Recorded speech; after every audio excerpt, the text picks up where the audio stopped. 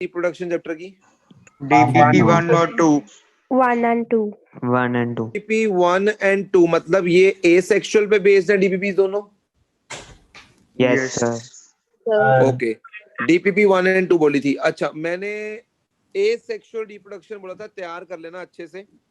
ये बताओ किसको एसेक्सुअल रिप्रोडक्शन हो चुका है याद पूरा? अभी एसेक्सुअल रिप्रोडक्शन का पार्ट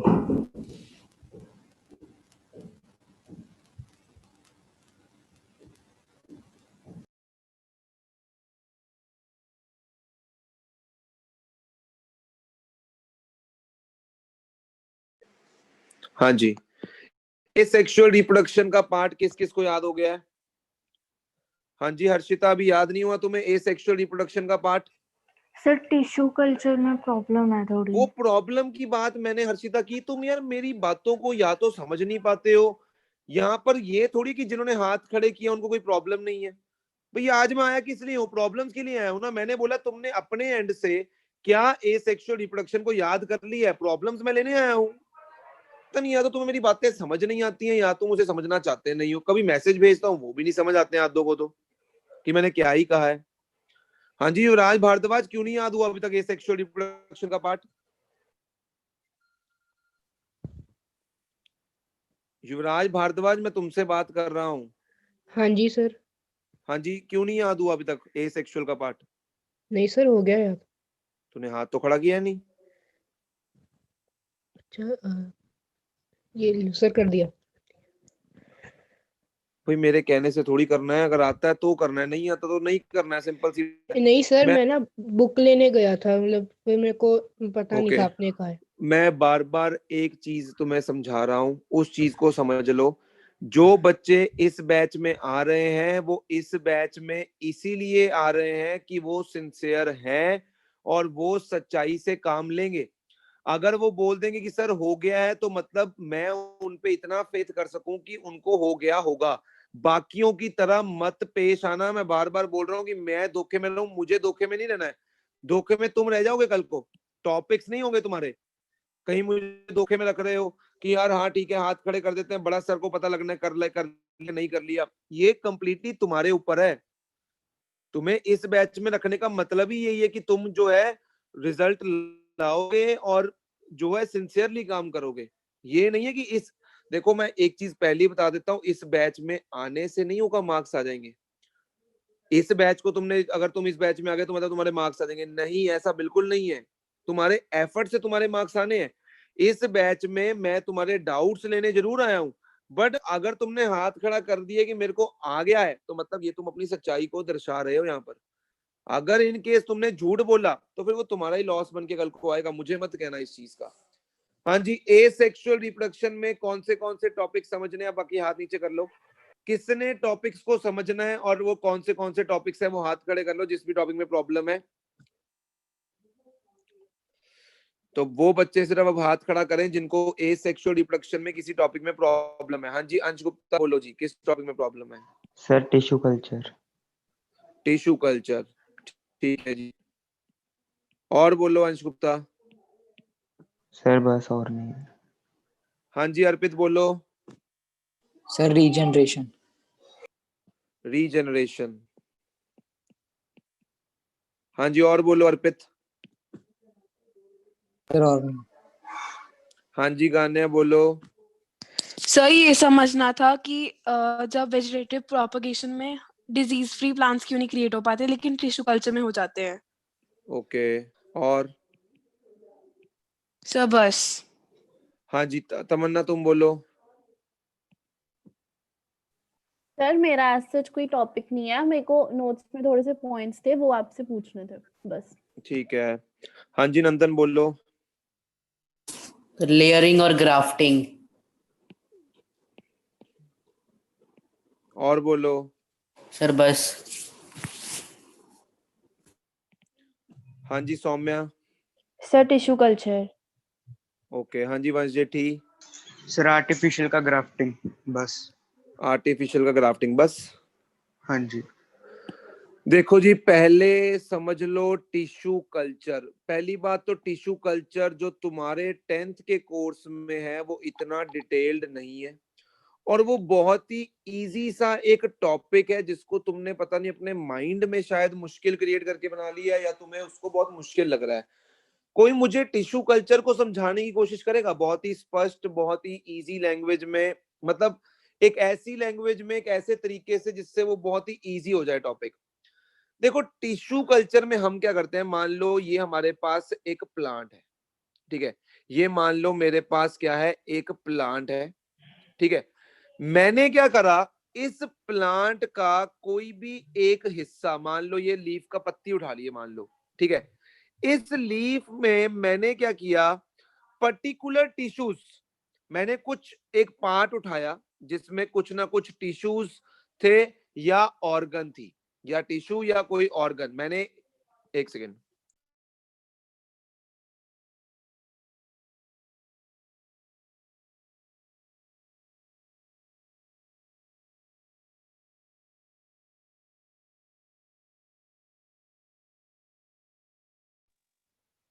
हाँ जी आ रही मेरी आवाज? हाँ जी यस सर। सर। यस तो हमने करना क्या है टिश्यू कल्चर में, हमने अपने प्लांट का कोई भी एक छोटा पार्ट उठा लेना है, ठीक है, उसका कोई भी एक छोटा सा पार्ट, छोटा से टिश्यूज जिसमें टिश्यूज होंगे, या कोई भी ऑर्गन भी उठा सकते हैं, जरूरी नहीं है टिश्यू, तुम कोई भी प्लांट का क्या है ऑर्गन भी उठा सकते हो। सर और कहीं अब से मैं भी? हाँ किसी भी पार्ट से, किसी भी पार्ट से तुम उसका कोई ऑर्गन या कोई भी टिश्यू जो है उसको उठा लो, ठीक है।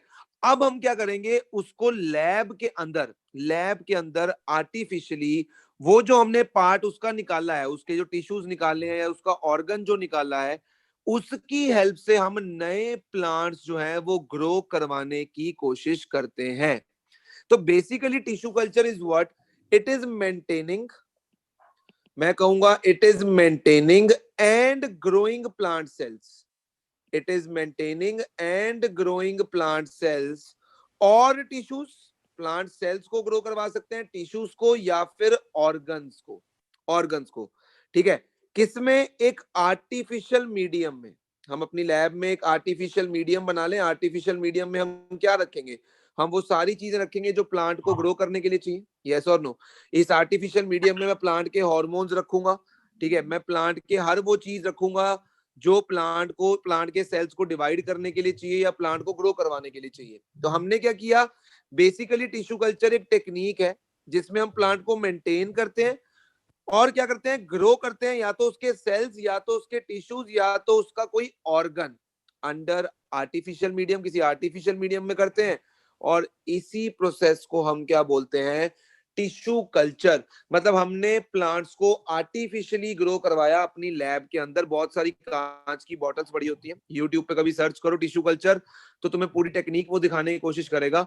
बहुत सारी कांच की बॉटल्स पड़ी होती हैं, उन कांच की बॉटल्स को जो हमने टिश्यू रिमूव किया होता है, जो पार्ट ऑफ टिश्यू या जो पार्ट ऑफ ऑर्गन या जो सेल्स हमने रिमूव किए होते हैं, उस कांच की शीशी में डाल देते हैं एक जेली के अंदर, एक आर्टिफिशियल मीडियम के अंदर, जिसमें हमारे पास प्लांट के हार्मोन्स, प्लांट के न्यूट्रिएंट्स प्रेजेंट होते हैं, जिसमें वो सेल्स जो है वो फर्दर डिवाइड करते हैं, ठीक है, और फर्दर डिवाइड करके वो क्या करते हैं, ग्रो करते हैं। और इसी मेथड को हम क्या बोलते हैं, टिश्यू कल्चर बोलते हैं। पहले तो तुम्हारे दिमाग में ये टिश्यू कल्चर जो वर्ड है ना, वो एकदम से क्लियर हो जाना चाहिए कि what is the meaning of tissue culture. हम टिश्यू कल्चर में कर क्या रहे हैं, हम टिश्यू कल्चर में प्लांट्स को आर्टिफिशियली ग्रो करवा रहे हैं, पहली चीज, with the help of some part of plant, with the help of the cells of plant कह सकते हो, with the help of tissues और with the help of an organ of a plant। हम नए प्लांट्स को generate करवा रहे हैं आर्टिफिशियली अपनी लैब के अंदर। पहले बताओ इतनी बात समझ आ रही है? यस अब जो हमने पार्ट ऑफ प्लांट लिया है, क्या हमने बहुत बड़ा पार्ट लिया है प्लांट का या बहुत छोटा सा पार्ट लिया है? छोटा सा। बहुत छोटा सा पार्ट लिया, और छोटे को हम क्या बोलते हैं, माइक्रो। आता ना, micro SD card, memory card आता है माइक्रो, छोटा सा, यानी हमने माइक्रो पार्ट लिया है। और उस माइक्रो पार्ट की मदद से हम कर क्या रहे हैं, कोई बता सकता है मुझे? हम उस माइक्रो पार्ट की वजह से, माइक्रो पार्ट की हेल्प से कर क्या रहे हैं? What are we trying to do उस माइक्रो पार्ट की वजह से, हेल्प से? एक न्यू प्लांट कर रहे हैं। बेसिकली कह सकता हूँ प्रोपगेशन ऑफ न्यू प्लांट्स कर रहे हैं। उस माइक्रो Yes, sir. पार्ट की मदद से Yes, we are able to propagate new plants. तो इसीलिए हम टिश्यू कल्चर को माइक्रो प्रोपगेशन भी बोलते हैं। इसका सिंपल सा मतलब यही हुआ कि प्लांट के माइक्रो यानी छोटे से हिस्से को यूज करके हमने नए प्लांट्स को प्रोपगेट किया, नए प्लांट्स को जनरेट किया, तो इस टेक्निक को हम माइक्रो प्रोपगेशन भी बोलते हैं। तो जैसी तुमने कुछ सेल्स रिमूव किए प्लांट के कुछ छोटे से हिस्से में से, उन सेल्स को तुमने एक आर्टिफिशियल मीडियम के अंदर डाल दिया, वहां पर वो सेल्स क्या करते हैं, मल्टीपल टाइम्स डिवाइड होते हैं। वो सेल्स क्या होते हैं, मल्टीपल टाइम्स डिवाइड होते हैं, और मल्टीपल टाइम डिवाइड होके वहां पर एक सेल्स का बहुत बड़ा बॉल बन जाता है, और उस मास ऑफ सेल्स को, बॉल ऑफ सेल्स को हम क्या बोलते हैं, कैलस। क्या बोलते हैं उसको, कैलस। ठीक है, वो जो मल्टीपल टाइम सेल को डिवाइड करने के बाद एक मास ऑफ सेल बन गया हमारे पास, मास ऑफ सेल जो बन गया उसको हम क्या बोलते हैं, कैलस बोलते हैं।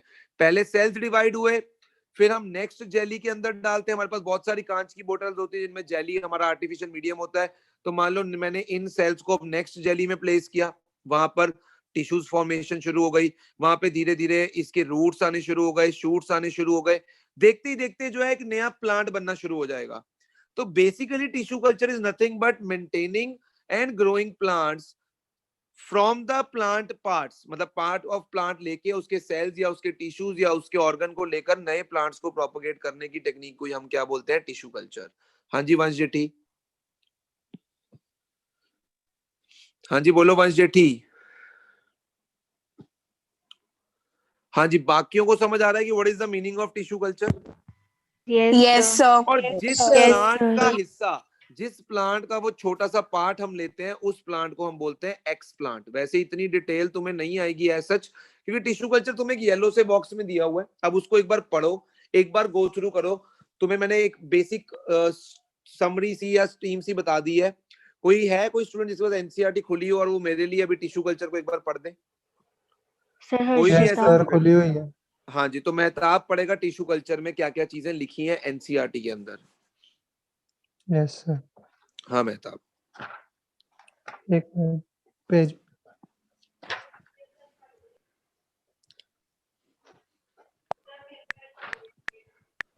सर मेहताब पेज 2 मिनट रुक जाओ, मैं डाउनलोड ही कर लेता हूँ।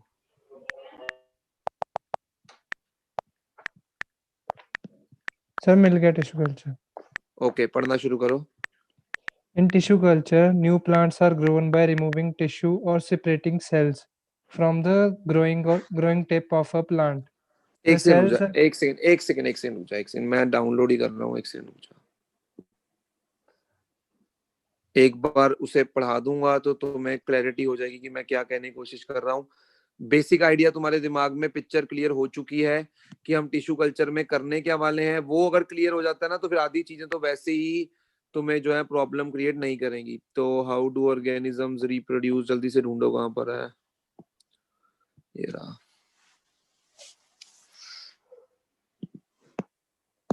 चलो, तो यहाँ पर तुम्हें एक छोटे से पैराग्राफ के अंदर दिया हुआ है टिश्यू कल्चर। देखो, in tissue culture what we are doing, ध्यान से देखना। Tissue culture, new plants are grown by removing tissue और separating cells from the growing tip of plant. Either तुम टिश्यूज को रिमूव कर लो एक छोटे से पार्ट से, आइदर सेल्स को, आइदर ऑर्गन भी कर सकते हो, ठीक है। The cells are then placed in an artificial medium. इस आर्टिफिशियल मीडियम में हम क्या रखेंगे, प्लांट्स के सारे न्यूट्रिएंट्स, हार्मोन्स, वो सब रखेंगे जिसमें प्लांट्स जो है वो ग्रो कर पाए। वेयर दे डिवाइड रैपिडली, एक सेकेंड, मैंने बताया था तुम्हें, यहाँ पर जब तुम सेल्स को प्लेस करोगे तो सेल्स क्या करेंगे, दे विल डिवाइड रैपिडली, मतलब वो मल्टीपल टाइम्स जो है वहां पर सेल्स क्या होंगे, डिवाइड होंगे, और तुम्हारे पास एक क्या बनेगा, rapidly to form a small group of cells और कैलस। ठीक है, कैलस बनने के बाद, यानी सेल्स के अच्छे से डिवाइड होने के बाद, हम कैलस को ट्रांसफर करते हैं अनदर मीडियम में जहां पर हार्मोन्स हैं for growth and differentiation. The plantlets are then placed in the soil, मतलब वहां पर क्या होगा, इस जो कैलस को हमने दूसरी जेली में रखा, वहां पर हो सकता है छोटे छोटे रूट्स, छोटे छोटे शूट्स आने शुरू हो जाए। देखते देखते एक छोटा सा प्लांट बन जाएगा जिसको हम प्लांटलेट बोलते हैं। उस सॉइल में लगा देंगे, और सॉइल में लगा देंगे तो उससे क्या होएगा, तुम्हारा नया प्लांट जो है वो क्या होएगा, जनरेट हो जाएगा इन the soil so that they can grow into a mature plant. Using tissue culture many plants can be grown from one parent in disease free conditions. अब डिजीज फ्री कंडीशंस क्यों, कोई बता सकता है यहाँ से प्लांट्स डिजीज फ्री क्यों बन रहे हैं? व्हाई डिजीज क्योंकि फ्री? सर हम वहाँ पर एक अपना इन्वायरमेंट क्रिएट कर रहे हैं जो डिसीज फ्री है बाहर के ये तो हम इन्वायरमेंट उसको से। लैब में ग्रो करवा रहे हैं, आर्टिफिशियली ग्रो करवा रहे हैं, तो ऑब्वियसली हमने जो एनवायरनमेंट क्रिएट किया होगा, जो ग्लास के जार्स होंगे, उनमें हम कोई पेस्ट इंसेक्ट थोड़ी आने देंगे जिससे कोई डिजीज लग सके प्लांट को। यस और नो? तो इसीलिए टिश्यू कल्चर से क्या है, डिजीज फ्री प्लांट्स तुम ऑब्टेन कर सकते हो। तो बेसिकली नंदन मुझे बताएगा कि टिश्यू कल्चर का बेसिक थीम क्या है, बेसिक मोटिव क्या है, what is the actually tissue culture. हाँ जी नंदन। सर इसमें बेसिकली ये बताया है कि जो हमने प्लांट लिए हैं लैब टिश्यू प्लांट से, उसको जब हम कट कर लैब में डालेंगे तो वहां से हमें आर्टिफिशियली हम ग्रो कर रहे हैं उस प्लांट को, जिससे कि हम नए ऑर्गेनिक प्लांट्स को सिंपल, प्लांट के एक छोटे से पार्ट को लेकर उसको लैब में एग्जामिन कर उससे नए प्लांट्स को उगाना आर्टिफिशियल मीडियम के अंदर डालकर। एक ऐसा मीडियम जो हमने क्रिएट किया है जिसमें प्लांट के हार्मोन्स, न्यूट्रिएंट्स हमने डाल रखे हैं, ऐसे मेथड को हम क्या बोलते हैं, टिश्यू कल्चर। और इसको माइक्रो प्रोपगेशन भी बोला जाता है। ऐसा क्यों सलोनी, से माइक्रो प्रोपगेशन क्यों बोला जाता है? Why tissue culture is called as micropropagation? हाँ जी सलोनी, Why tissue culture is called as micro propagation? क्योंकि इसमें प्लांट्स के पार्ट को यूज करके हम उसको ग्रो करते हैं, इसका तो पार्ट्स के प्लांट के पार्ट्स को यूज करते हैं। Why micro? Why the word micro? Sir क्योंकि छोटा सा पार्ट लेते हैं, टिश्यू लेते हैं। बिल्कुल, छोटा सा हिस्सा, छोटा सा पार्ट, सेल्स या टिश्यूज हम कंसीडर करते हैं। That is why we use the word micro. और उससे नए प्लांट्स को प्रोपगेट यानी जनरेट करवाते हैं। That is the word for, that is the meaning of propagation. तो that is why tissue culture को हम क्या बोलते हैं, माइक्रो प्रोपगेशन। और यहाँ पर बेसिकली जिस प्लांट से हम छोटा सा हिस्सा रिमूव करते हैं उसको हम क्या बोलते हैं, एक्स प्लांट। क्लियर है? हाँ जी बोलो। सर इसमें आर्टिफिशियल सिस्टम में एक ही टाइप के सेल और टिश्यू जो हैं वो रीडिवाइड कर रहे हैं, तो इनमें चांसेस हैं कि वेरिएशन होंगी? नहीं। Okay sir. तो टिश्यू कल्चर जो है वो तुम्हारा मैंने करवा दिया है, जो एक पर्टिकुलर सा डाउट काफी बच्चों का था। हाँ जी रीजनरेशन, अर्पित का डाउट है। हाँ जी अर्पित, रीजनरेशन में क्या समझना चाहोगे, मुझे ये बताओ। Sir, regeneration is not possible in complex organisms, or sir, regeneration is not considered as reproduction. सबसे पहले तो मैं इस बात का जवाब दूंगा कि regeneration is not considered as reproduction. देख अर्पित, रिप्रोडक्शन का मतलब होता है नए ऑर्गेनिजम्स को जन्म देना, ठीक है, ताकि उनकी जो स्पीशीज है वो अर्थ पे कंटिन्यू हो सके। अब रीजनरेशन में क्या होता है, ऑर्गेनिज्म जो है वो कट होता है और कट होने के बाद वो ऑर्गेनिज्म जो है एक फुली ग्रोन ऑर्गेनिज्म में जो है ग्रो हो जाता है, ठीक है। इसका मतलब अगर तू ये सोच ये ऑर्गेनिज्म पूरी जिंदगी, अपनी पूरी जिंदगी में कटा ही नहीं, मतलब कोई शार्प ऑब्जेक्ट से ये कटा ही नहीं, तो इसका मतलब फिर ये रिप्रोड्यूस ही नहीं कर पाएगा। यस और नो? बिकॉज जब तक कटेगा नहीं तब तक नए पार्ट्स में ये फुली ऑर्गेनिज्म में ग्रो नहीं हो पाएगा। कटना जरूरी है उसके लिए। अब सोच के अगर वो कटे ही ना पूरी जिंदगी तो। हाँ जी अर्पित, तुम्हारा डाउट है, एटलीस्ट तुम्हारा माइक अनम्यूट होना चाहिए, बिकॉज मैं Yes, तुम्हें टारगेट करके क्लास को समझा रहा हूँ। तो इतनी रिस्पेक्ट रखोगे, तुम्हारा माइक अनम्यूट होना चाहिए जब मैं तुमसे बात स्पेशली। तो अगर वो ऑर्गेनिज्म कटा ही नहीं अपनी पूरी जिंदगी तो क्या वो रिप्रोड्यूस कर पाएगा? क्या वो नए ऑर्गेनिज्म प्रोड्यूस कर पाएगा? No, sir. तो इसका मतलब यहाँ पर ऑर्गेनिज्म सिंपली डिपेंड कर रहा है उसके कटने के ऊपर, कि वो कटेगा तो नए ऑर्गेनिज्म बनेंगे। इसलिए हम रीजनरेशन को रिप्रोडक्शन का पार्ट कंसिडर नहीं करते हैं। अब कम्प्लेक्स ऑर्गेनिज्म में रीजनरेशन नहीं हो सकती। हमारे अंदर अगर हम अपनी उंगली को एक काट के रख दें, अपनी बॉडी का एक पार्ट काट दें, तो क्या वो बॉडी पार्ट पूरे ऑर्गेनिज्म यानी पूरे हम दोबारा से बन सकते हैं? ऐसा नहीं हो सकता। और ऐसा क्यों नहीं हो सकता, कौन समझाएगा मुझे कि ऐसा क्यों नहीं हो सकता? ये कौन समझाएगा मुझे? सर हर्षिता। हाँ जी हर्षिता समझाओ जरा। सर क्योंकि जो मल्टी सेलुलर ऑर्गेनिजम्स होते हैं उनके अंदर एक डिफाइंड स्ट्रक्चर होते हैं कि कहाँ पे कैसे कौन सा सिस्टम रहेगा किस सेल का। ओके तो अगर जैसे हाँ जी एक सेकंड हर्षिता, एक सेकंड। हाँ जी अर्नब, तुम एक ट्राई मारना चाहते हो? सर हमारी ह्यूमन की बॉडी में डिवीजन ऑफ लेबर होता है, हर सेल डिफरेंट फंक्शन करता है। एग्जैक्टली। जैसे फॉर एग्जांपल हम किसी घर को बनाते हैं, जब एक घर को बनाने टाइम पर हमारे पास लकड़ वाला अलग होता है, पेंटर अलग होता है, मतलब हर बंदा अपने काम में स्पेशलाइज्ड होता है। उसी तरह हमारी बॉडी भी है। हमारी बॉडी में जो सेल्स हैं, सर्टन सेल्स जो हैं एक पर्टिकुलर फंक्शन ही परफॉर्म कर सकते हैं। अगर वो हार्ट के सेल्स हैं तो वो हार्ट के रिलेटेड फंक्शन परफॉर्म करेंगे, अगर वो हमारे ब्रेन के सेल्स हैं तो ब्रेन के cells are different, neuron is a different, yes और नो। ये तुमने पढ़ा हुआ है अभी तक, जब भी तुम पढ़ते आ रहे हो कि न्यूरॉन डिफरेंटली काम करता है, हमारे जो मसल्स के सेल्स हैं वो डिफरेंटली काम करते हैं। यानी सिर्फ मेन चीज क्या है, हमारी बॉडी में जो सेल्स हैं उन सेल्स का एक पर्टिकुलर फंक्शन है। जैसे हम घर अपना जब बनाते हैं तो वहां पर जो पेंटर है वो लक्कड़ वाला काम नहीं कर सकता है, जो लक्कड़ वाला है वो पेंटर का काम नहीं कर सकता है, जो शीशे वाला है वो मार्बल नहीं लगा सकता, जो मार्बल वाला है वो शीशे नहीं लगा सकता। जैसे हर बंदे का एक अपना काम है, एक अपने काम में स्पेशलाइजेशन है, उसी तरह हमारी बॉडी के सेल्स भी क्या होते हैं, they are highly specialised cells. वो एक पर्टिकुलर फंक्शन अटेन करने के लिए बने होते हैं, ठीक है, क्योंकि हमारी बॉडी बहुत कॉम्प्लेक्स है, उसमें हर सेल का एक पर्टिकुलर फंक्शन है। तो अगर मैंने अर्पित अपनी उंगली के सेल्स को काट दिया, अब उन सेल्स में इतनी ताकत नहीं है कि वो ब्रेन का सेल का फंक्शन अटेन कर सके, या वो हार्ट के सेल्स का फंक्शन अटेन कर सके, या वो मेरी बॉडी में जो डिफरेंट डिफरेंट सेल्स हैं उनका फंक्शन अटेन कर सके। इसलिए क्या होगा कि उंगली को काट देने से एक नया ऑर्गेनिज्म जनरेट नहीं होगा।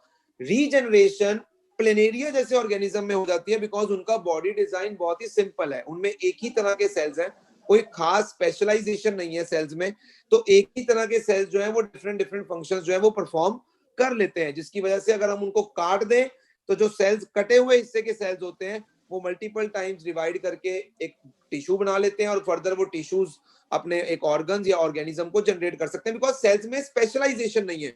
अगर मैं मेन मुद्दा उठाऊं ना, मैं ये कहूंगा कि उनके सेल्स स्पेशलाइज्ड नहीं है एक पर्टिकुलर फंक्शन के लिए। यस और नो, मेरे साथ देते हो कि नहीं इस चीज में, बोलो। Yes sir. यही मेन Yes, मुद्दा sir. तो यही है ना कि जो सेल्स हैं वो स्पेशलाइज्ड नहीं है। यस और नो, हमारे सेल्स स्पेशलाइज्ड हैं, वो एक पर्टिकुलर फंक्शन अटेन करने के लिए बने हैं। देखो जो एग्जांपल्स देता हूँ वो कॉन्सेप्ट क्लियर करने के लिए है, वो इसलिए देता हूँ ताकि तुम्हें वो टॉपिक जो लर्न करना है वो थोड़ा सा इजी लर्न हो जाए, तुम उसको रट्टा ना मारो। बाकी वर्डिंग्स जो है वो जितना बेटर तुम लर्न कर पाओगे उतना बेटर। अब इसमें एग्जांपल दे देना, डॉग का एग्जांपल दे देना कि डॉग की अगर तुमने टेल काट दी है तो टेल वाले जो सेल्स हैं वो उसका डाइजेस्टिव सिस्टम नहीं बना सकते हैं, वो उसका हार्ट नहीं बना सकते हैं, तो जिसकी वजह से regeneration is not possible in complex organisms. हमारे अंदर there is a high division of labour, cells tissues बनाते हैं, टिश्यूज आगे ऑर्गन्स, ऑर्गन्स आगे ऑर्गन सिस्टम आगे ऑर्गेनिज्म। लिखने को 6-7 लाइनें हैं, बट मेन जो मुद्दे वाली लाइन है वो क्या है कि हमारे सेल्स क्या है, स्पेशलाइज्ड हैं। हमारे सेल्स जो है डिफरेंट डिफरेंट जो ऑर्गन्स या टिश्यू से रिलेटेड सेल्स हैं उनके फंक्शंस डिफरेंट डिफरेंट हैं।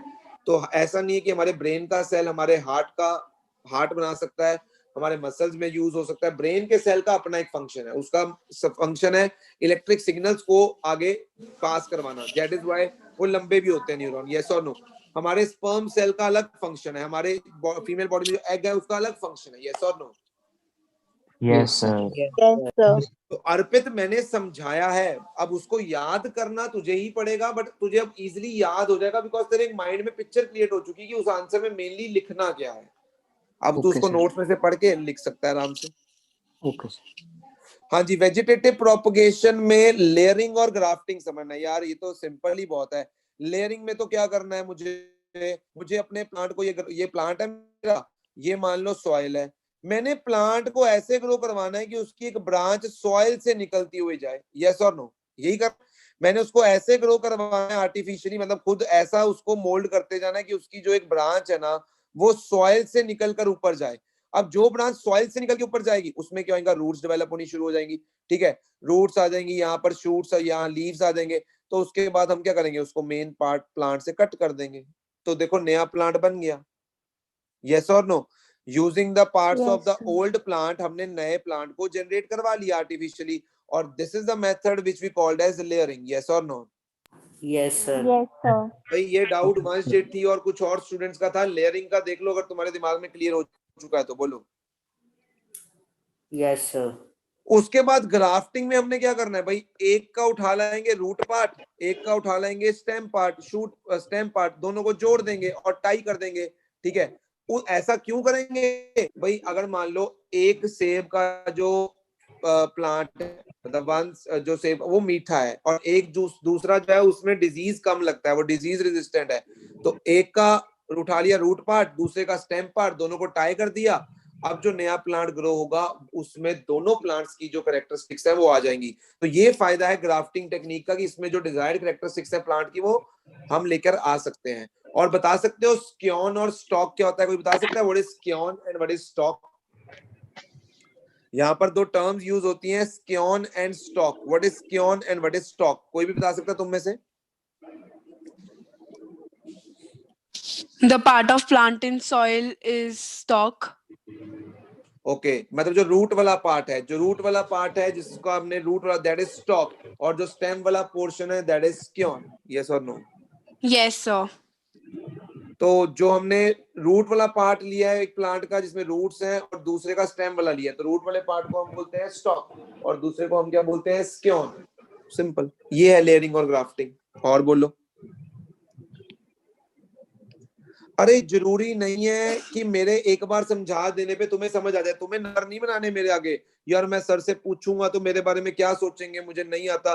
ओए गधों, जितना पूछोगे मेरे को अच्छा लगता है, बल्कि कि तुम समझ रहे हो चीजों को, तुम पार्टिसिपेट कर रहे हो। बोलो, कोई और टॉपिक समझना चाहोगे एसेक्सुअल रिप्रोडक्शन से? No sir. जो मैंने अपने वीडियो लेक्चर्स में इंपॉर्टेंस ऑफ डीएनए कॉपिंग या इंपॉर्टेंस ऑफ वेरिएशन समझाया है, वो टॉपिक तुम्हारे दिमाग में एकदम पिक्चराइज क्लियर होना चाहिए।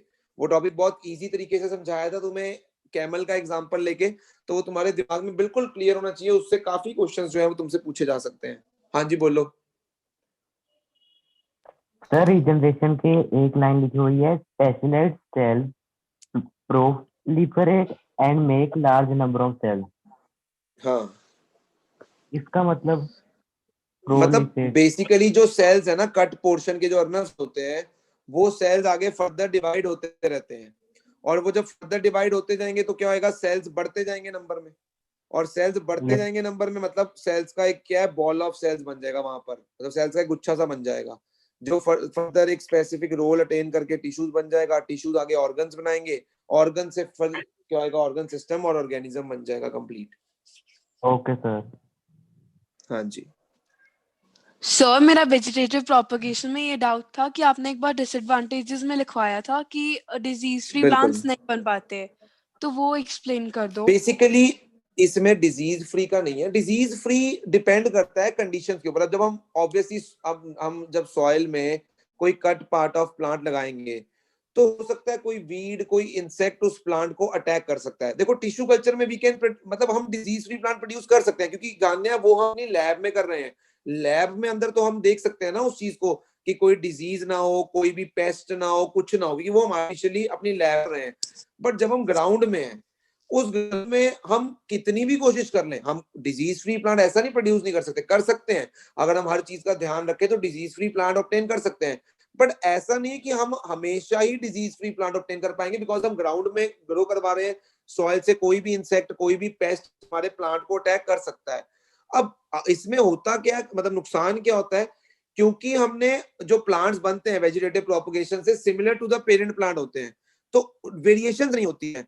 तो अगर मान लो एक को कीड़ा लग गया ना, पर्टिकुलर एक कीड़ा लग गया किसी एक प्लांट को, तो सबको लगने के चांसेस बहुत ज्यादा हो जाते हैं, क्योंकि सब एक ही तरह के हैं। तो क्योंकि बहुत ही कम वेरिएशन, या मैं कहूंगा बहुत ही वेरिएशन होती ही नहीं है, they are exactly similar to the parent plant, तो वहां पर जो डिजीज लगने के चांसेस हैं वो कंपैरेटिवली ज्यादा होते हैं as compare to tissue culture. मतलब कई बार क्या होता है, अगर मान लो हमने प्लांट्स ग्रो करवाए, हो सकता है कोई डिजीज लग जाए, तो मान लो वो एक छोटे से प्लांट को मतलब खराब कर पाए, अगलों को ना खराब कर पाए due to some variations. But यहाँ पर तो है ही सारे, पूरी फील्ड में एक ही तरह के प्लांट्स लगे हैं, तो डिजीज अगर एक को अटैक करेगा तो सबको अटैक कर सकता है। तो इसलिए मैं ये समझा रहा था कि डिजीज फ्री प्लांट्स बनाने मुश्किल है वेजिटेटिव प्रोपगेशन को यूज करके। Okay sir. और लेस वेरिएशंस वाले प्लांट्स मिलते हैं, तो मतलब ज्यादा वेरिएशंस नहीं प्रोड्यूस होती हैं। हाँ, it is a fast method. और दूसरी चीज ये भी कह सकता हूँ कि ये जो मेथड है ये उन प्लांट्स के लिए सबसे ज्यादा बेनिफिशियल है जिनमें सीड रिप्रोड्यूस नहीं हो रही है, सीड रिप्रोड्यूस होने मतलब सीड प्रोड्यूस करने की कैपेसिटी लूज कर दी है। ये सबसे मेन पॉइंट है वेजिटेटिव प्रोपगेशन का। Okay sir. हाँ जी, तो आ जाए डीपीपीज पे, अगर तुम्हारे एसेक्सुअल रिप्रोडक्शन के टॉपिक्स क्लियर हो गए हो तो। Yes sir. बोलो, आ जाए। हाँ जी तमन्ना बोलो। सर मैं पूछूं? हाँ हाँ श्योर। सर जो हमारे पास कैरेक्टरिस्टिक्स है एसेक्सुअल रिप्रोडक्शन के, उसमें फर्स्ट पॉइंट की सेकंड लाइन में लिखा हुआ है morphologically and genetically similar individual are called clone. Sir इसका मतलब क्या है? जुड़वा, मतलब जो जेनेटिकली बिल्कुल सेम होते हैं उनको हम बोलते हैं क्लोन्स। मतलब हमारी नहीं, प्लांट्स की लैंग्वेज में हम बता रहे हैं उस चीज को कि अगर बिल्कुल एग्जैक्टली सिमिलर प्लांट है without any change in DNA. Morphological structure तुम्हें याद है, मैंने तुम्हें हेरिडिटी में दिखाया था कि हमारा या किसी टर्टल का या किसी क्रोकोड या किसी भी ऑर्गेनिज्म का जो फर्स्ट स्टेज होता है एम्ब्रियो फॉर्मेशन का स्टेज, वो एकदम सिमिलर दिख रहा था, तुम्हें याद होगा अगर हेरिडिटी में मैंने तुम्हें एक पिक्चर दिखाई थी। तो दैट इज मॉर्फोलॉजिकल एविडेंस। हम उस मॉर्फोलॉजिकल उसी चीज को बोलते हैं कि अगर दो प्लांट्स एग्जैक्टली सेम है, बिल्कुल उनके डीएनए में कोई फर्क नहीं है, तो हम उनको क्लोन्स बोलते हैं, एक दूसरे की copy, exact copy of each other. Clone मतलब एग्जैक्ट कॉपी। Okay sir. और सेकंड पेज पे इंपॉर्टेंस ऑफ वेरिएशन में सर 2 क्वेश्चंस हैं। एक तो ये है कि वेरिएशन बेनिफिशियल क्यों है स्पीशीज के लिए और इंडिविजुअल के लिए क्यों नहीं है। ठीक है, इसका आंसर तो इन टेक्स्ट में ही है, वो वहीं पे दिया हुआ है। और एक क्वेश्चन है कि स्टेबिलिटी ऑफ स्पीशीज वाला, है ना? हाँ, दूसरा समझना चाहते हो? उसका एग्जैक्ट वो समझ आया हुआ है, वो आपने बताया हुआ था जब आपने करवाया था, वो तब आ गया था। क्वेश्चन पढ़ सकते हो मेरे लिए तमन्ना, क्वेश्चन पढ़ सकते हो मेरे लिए। हाँ जी सर। इंपॉर्टेंस ऑफ वेरिएशन की फर्स्ट लाइन ही है कि reproduction is linked to the stability of populations of species. Justify. Okay, तो पहले तो मुझे ये समझाओ कि मैंने इसमें क्या समझाया, तो मुझे इस क्वेश्चन को कैसे समझाओगे कि reproduction is linked with the stability of the species. Sir इसका आंसर ये होगा कि stability of population of species मतलब कि हर ऑर्गेनिज्म एक वेल डिफाइंड निच में सरवाइव कर सकता है, तो उसके सरवाइव करने के लिए जो डीएनए कॉपी है वो किसी एक्सटेंट तक एक्यूरेट होनी चाहिए ताकि वो उस निच में सरवाइव कर सके। एग्जैक्टली, मतलब उस ऑर्गेनिज्म की स्टेबिलिटी का एक जो कारण, मतलब एक जो फैक्टर होगा, वो डिपेंड करता है उसकी डीएनए कॉपिंग पर। ठीक है, और डीएनए कॉपिंग जो प्रोसेस है, it is the basic event of reproduction, यानी इनडायरेक्टली इट इज लिंक्ड कि वो ऑर्गेनिज्म कैसे रिप्रोड्यूस करता है, मतलब उससे उसकी रिप्रोडक्शन से ये चीज लिंक्ड है कि उसका डीएनए जो है वो कितने अच्छे से कॉपी होगा। और हम चाहते हैं कि उसका जो डीएनए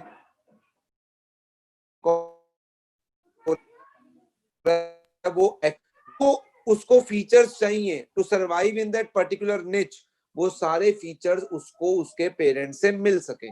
तमन्ना? हाँ जी सर। ठीक है, अब यहाँ पर तुम ये एक्सप्लेन कर सकते हो कि अगर तो वो अच्छे से कॉपी होता है तो वेल एंड गुड, तो उतना ही वो ऑर्गेनिज्म पॉपुलेशन के अंदर स्टेबल होगा। ठीक है, बट अगर वो डीएनए कॉपिंग अच्छे से नहीं होती है, वो डीएनए कॉपिंग में बहुत ज्यादा वेरिएशंस आ जाती है, तो फिर क्या होएगा, जो नया डीएनए जनरेट होएगा वो उस पर्टिकुलर निच में वो सेल जो है वो सर्वाइव नहीं कर पाएगा and it will eventually die. तो फिर हम कंक्लूजन लास्ट में सम अप कैसे करेंगे इस क्वेश्चन को, कि हमने इस क्वेश्चन से ये देखा है कि किसी ऑर्गेनिज्म का किसी पर्टिकुलर निच में सरवाइव करना उसकी डीएनए कॉपिंग पर डिपेंड करता है, which is completely a basic event of reproduction. तो कहीं ना कहीं रिप्रोडक्शन जो है किसी भी ऑर्गेनिज्म की स्टेबिलिटी को निच में बताने में हेल्प करता है। It is linked to the stability of organism in a particular niche. और ये भी वेरिएशन वाला पॉइंट भी थोड़ा सा बीच में ऐड कर सकते हो कि डीएनए कॉपिंग के दौरान जो वेरिएशंस आती है, इवन वो भी जो है ऑर्गेनिज्म को एडवर्स कंडीशंस के अंदर सर्वाइव करने में हेल्प करेंगी। तो कहीं ना कहीं ये डीएनए कॉपिंग पे ये सारा कुछ डिपेंडेंट, और डीएनए कॉपिंग किस पे, मतलब किसका इवेंट है, रिप्रोडक्शन का इवेंट है। तो बस ऐसे समझ लो, फॉर एग्जांपल मैं तुम्हें पढ़ा रहा हूँ, ठीक है, अब तुम कहीं ना कहीं मेरे पे डिपेंडेंट हो। Yes sir.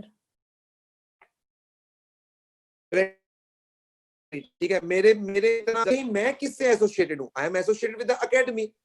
तो अगर मैंने तुम्हें अच्छा नहीं पढ़ाया, मेरा रिजल्ट खराब हुआ, मतलब इन द एंड किसका रिजल्ट खराब हो रहा है, एकेडमी का रिजल्ट खराब हो रहा है। तो ये चीज मतलब वो डीएनए कॉपिंग पे डिपेंड करते हैं। डीएनए कॉपिंग बेसिकली किसका बेसिक इवेंट है, एक रिप्रोडक्शन का बेसिक इवेंट होता है डीएनए कॉपिंग। जब भी ऑर्गेनिज्म रिप्रोड्यूस करके नए ऑर्गेनिज्म बनाता है, तो सबसे पहला जो इवेंट होता है वहां पर डीएनए का कॉपी होना होता है। पहले डीएनए का कॉपी होना होता है, और वही डीएनए का कॉपी जो बनेगा, मतलब डीएनए कॉपिंग प्रोसेस जो होगा, जितना एफिशिएंटली हो पाएगा उतना ऑर्गेनिज्म की स्टेबिलिटी उस निच के अंदर ज्यादा होगी। हाँ जी सर, ठीक है सर। सर तो बेसिकली इस क्वेश्चन में एक निच वाला एक्सप्लेन करेंगे, और ये करना है कि अगर निच ड्रास्टिकली ऑल्टर हो जाए तो एक स्पीशी होगी वो सारी, तब भी हमें डीएनए कॉपिंग का फायदा मिल रहा है। तो ये दोनों चीजें आएंगी उस क्वेश्चन में। बिल्कुल बिल्कुल बिल्कुल, ठीक है सर। हाँ जी, तो नेक्स्ट आ जाते हैं डीपीपी नंबर 1 पे। तो पहले डीपीपी नंबर 1 में से जो भी तुम्हारे डाउट्स हैं प्लीज अपने डाउट्स पूछो, ज्यादा क्वेश्चन तो है नहीं, 10 ही क्वेश्चंस हैं। तो डीपीपी 1 में बोलो कहाँ पे डाउट है तुम्हें और किसको किसको डाउट है, ताकि वो डिस्कस किए जाए। हाँ जी तमन्ना बोलो, डीपीपी 1 में डाउट्स? नहीं है सर। ओके, हाँ जी वंश जेठी।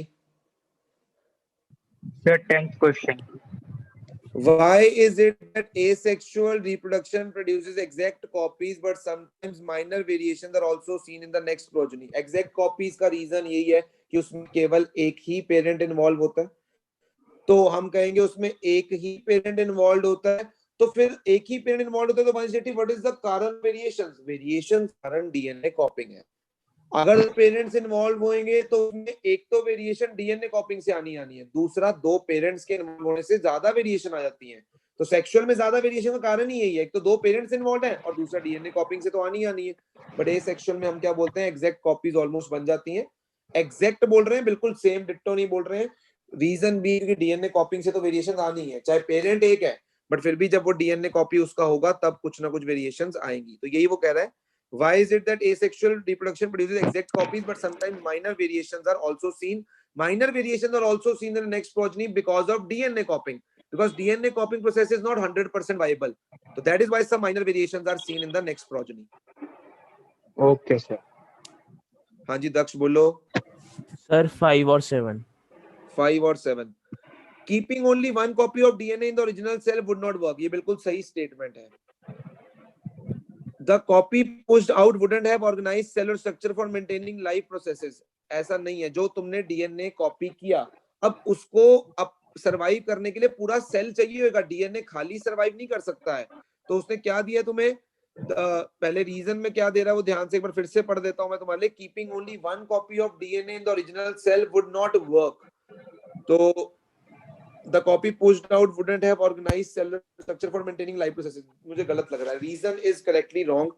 The copy pushed out wouldn't have organized cellular structure for maintaining life processes. ऐसा गलत है, उसके पास एक organized cellular structure होगा for maintaining the life processes. तो reason is wrong. सर लेकिन ओके सर। हाँ बोलो बोलो। सर पेज 1 पे third point mechanism of reproduction में दिया हुआ है। क्या दिया हुआ है सर? थर्ड पॉइंट की ऑलमोस्ट थर्ड नोट्स फोर्थ में? लाइन नोट्स है। में कह रहे हो? नोट्स में? हाँ जी सर, हाँ जी सर। नोट्स के थर्ड पॉइंट में the power to make, sir उसकी फोर्थ लाइन, उसकी फोर्थ लाइन में however keeping one copy of DNA in the original cell and simply pushing the other one would not work. यही तो मैं बोल रहा हूँ कि एक सर उसके बाद रीजन। हाँ रीजन वही बता रहा हूँ ना, रीजन ये है because the copy pushed out would not have any organised cellular structure for maintaining life processes. वही तो कह रहा हूँ कि जो तुमने डीएनए बाहर फेंकना है, जो डीएनए तुमने ऑर्गेनिज्म को देना है, अपने ऑफस्प्रिंग को देना है, वो खाली डीएनए थोड़ी दे दोगे, उसके साथ भी तो सेल होगा, तभी वो उसके अंदर सर्वाइव कर पाएगा। कि सीधा एक डीएनए कॉपी को बाहर पुश कर देना वो सही नहीं है। The copy pushed out wouldn't have organised cellular structure for maintaining life processes. Reason is wrong, it should have अच्छा सर वुड नॉट वर्क है ना, तब उसका एजर्शन का वो सही है, करेक्ट एक्सप्लेनेशन है। वो यही समझा रहा है कि एजर्शन के हिसाब से रीजन ये दे रहा है, बिल्कुल सही है।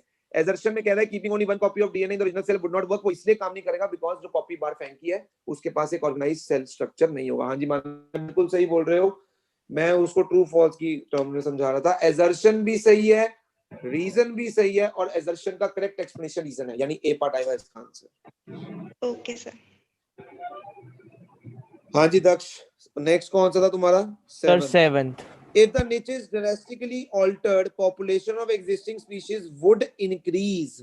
तो ऐसा बिल्कुल नहीं है, तो वो तो उल्टा मर जाएंगे। ठीक है, a population of reproducing organism will have no survival advantage. तो assertion तो गलत है, बट रीजन वो क्या दे रहा है? a population of reproducing organism will have no survival, उनके पास सर्वाइवल एडवांटेज होगी क्योंकि उनमें कुछ क्या आ चुकी होंगी, वेरिएशंस। तो reason is correct but assertion is wrong. Okay sir. हाँ जी दक्ष, देखो मैंने ना कई बच्चों को सुनते देखा है, सर हमें ना एजर्शन रीजन में प्रॉब्लम आती है। मैं बता देता हूँ एजर्शन रीजन में प्रॉब्लम आने का कारण क्या है। एजर्शन रीजन ऐसे क्वेश्चन होते हैं जिनमें अगर तुम्हें टॉपिक पूरा 100% क्लियर होगा ना दिमाग के अंदर, तभी तुम उन क्वेश्चंस में सोच पाओगे। तो ये बेनिफिट होता है कि हम किसी टॉपिक को रट्टा ना मारें और बिल्कुल अच्छे से समझे, उसका बेनिफिट असर्शन रीजन में मिलता है हमें जाके। हाँ जी अंश गुप्ता बोलो।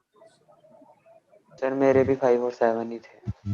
ओके तो नेक्स्ट आ जाओ डीपीपी 2 के ऊपर। हम डीपीपी 2 को डिस्कस करते हैं। मैं बार बार देखो मैं तुम्हारे लिए वरिड हूँ, इसीलिए शायद तुम भी सोचते हो कि बार बार यार एक ही चीज बोली जा रहा है ये बंदा। मैं वरिड हूँ इसलिए बार बार बोल रहा हूँ कि मेरे से झूठ मत बोलना, कहीं मैं ये सोचूं कि यार अब मैंने अगर तुम्हारे 6 चैप्टर तक टेस्ट ले लिए हैं, इट मींस तुम्हारे 6 चैप्टर तैयार हैं। मैं ये नहीं कि कल को तुम्हें कोई पूछे कि यार हाँ तेरे चैप्टर तैयार है 6, हाँ जी सर तैयार है, टेस्ट ले लूं, ले लो सर। ये नहीं मैं रिवाइज कर लूं 5 मिनट, यार 5 मिनट या 10 मिनट या 15 मिनट के अंदर क्या 6 चैप्टर रिवाइज हो जाते हैं? मुझे एक बात का जवाब दो। मैं चाहता हूं कि कहीं भी अगर तुमसे कोई भी क्वेश्चन इन 6 चैप्टर्स या 7 चैप्टर्स ऑफ रिप्रोडक्शन हम कर रहे हैं पूछा जाए तो यार तुम इतने कॉन्फिडेंट हो कि यार हाँ पूछ लो क्वेश्चन, कोई दिक्कत नहीं है। We will explain the things, isn't it? Yes और no? Yes sir. Yes sir. Yes sir. पहले जिनको डाउट्स हैं वो हाथ खड़े कर लो डीपीपी 2 के अंदर, और फिर अपने डाउट्स जो है वो एक एक करके बोलना शुरू करना।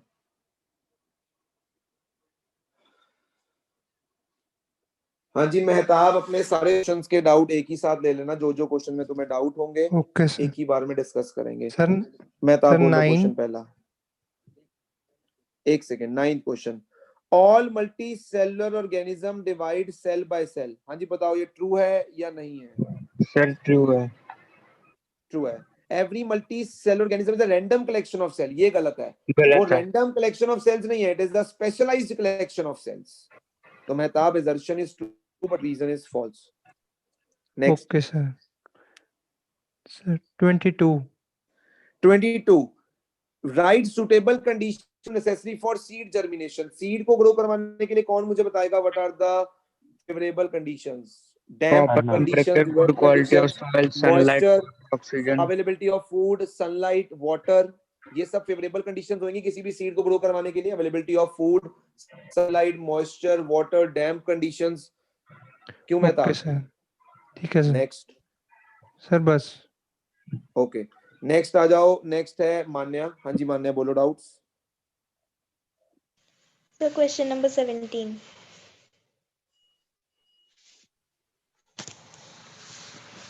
Both sex organ in the same individual क्या बोलते हैं उनको? हर्माफ्रोडाइट्स। हर्माफ्रोडाइट्स, हर्माफ्रोडाइट्स बोलते हैं। उनका एग्जांपल है अर्थवर्म। हर्माफ्रोडाइट्स, Okay, sir. हर्माफ्रोडाइट्स, हर्माफ्रोडाइट्स। नेक्स्ट मान्या। Sir, bus. ओके हाँ जी केशव। सर 44 44th क्वेश्चन में कह रहे हैं name the information source of making protein in the cell. It's DNA. State two basic events in the reproduction. तो पहला इवेंट होता है किसी भी रिप्रोडक्शन के अंदर डीएनए कॉपिंग, और दूसरा इवेंट क्या होता है जी बता सकते हो? पहला इवेंट तो रिप्रोडक्शन के अंदर डीएनए कॉपिंग है, सेल उसके बाद डिवीजन। दूसरा इवेंट क्या होता है? Division of cells. Cell division. पहले डीएनए कॉपिंग होगी और फिर सेल्स आगे फर्दर डिवाइड होंगे। तो cell division and DNA copying are the two basic events of reproduction. हाँ जी केशव। सर एक 58 का भी आंसर डिस्कस करो। 58 why does bread mold grow profusely on a moist slice of bread rather than on a dry slice? Moist conditions are the favorable conditions for the जो spores हैं तुम्हारे उनके लिए ग्रो करने की फेवरेबल कंडीशन। मैंने बताया था फेवरेबल कंडीशन में मॉइस्चर भी होता है, तो स्पोर्स जो है उनकी फेवरेबल कंडीशंस हैं, मतलब मॉइस्चर होगा तो वो और जल्दी ग्रो करेंगे। तो इसीलिए मॉइस्ट ब्रेड के ऊपर केशव स्पोर्स जल्दी ग्रो कर सकते हैं as compare to dry bread. Okay sir ठीक। हाँ जी मान्य अभी भी कोई डाउट है तुम्हारा तो पूछ लो, हाथ नीचे कर लो। हाँ जी वंश जेठी।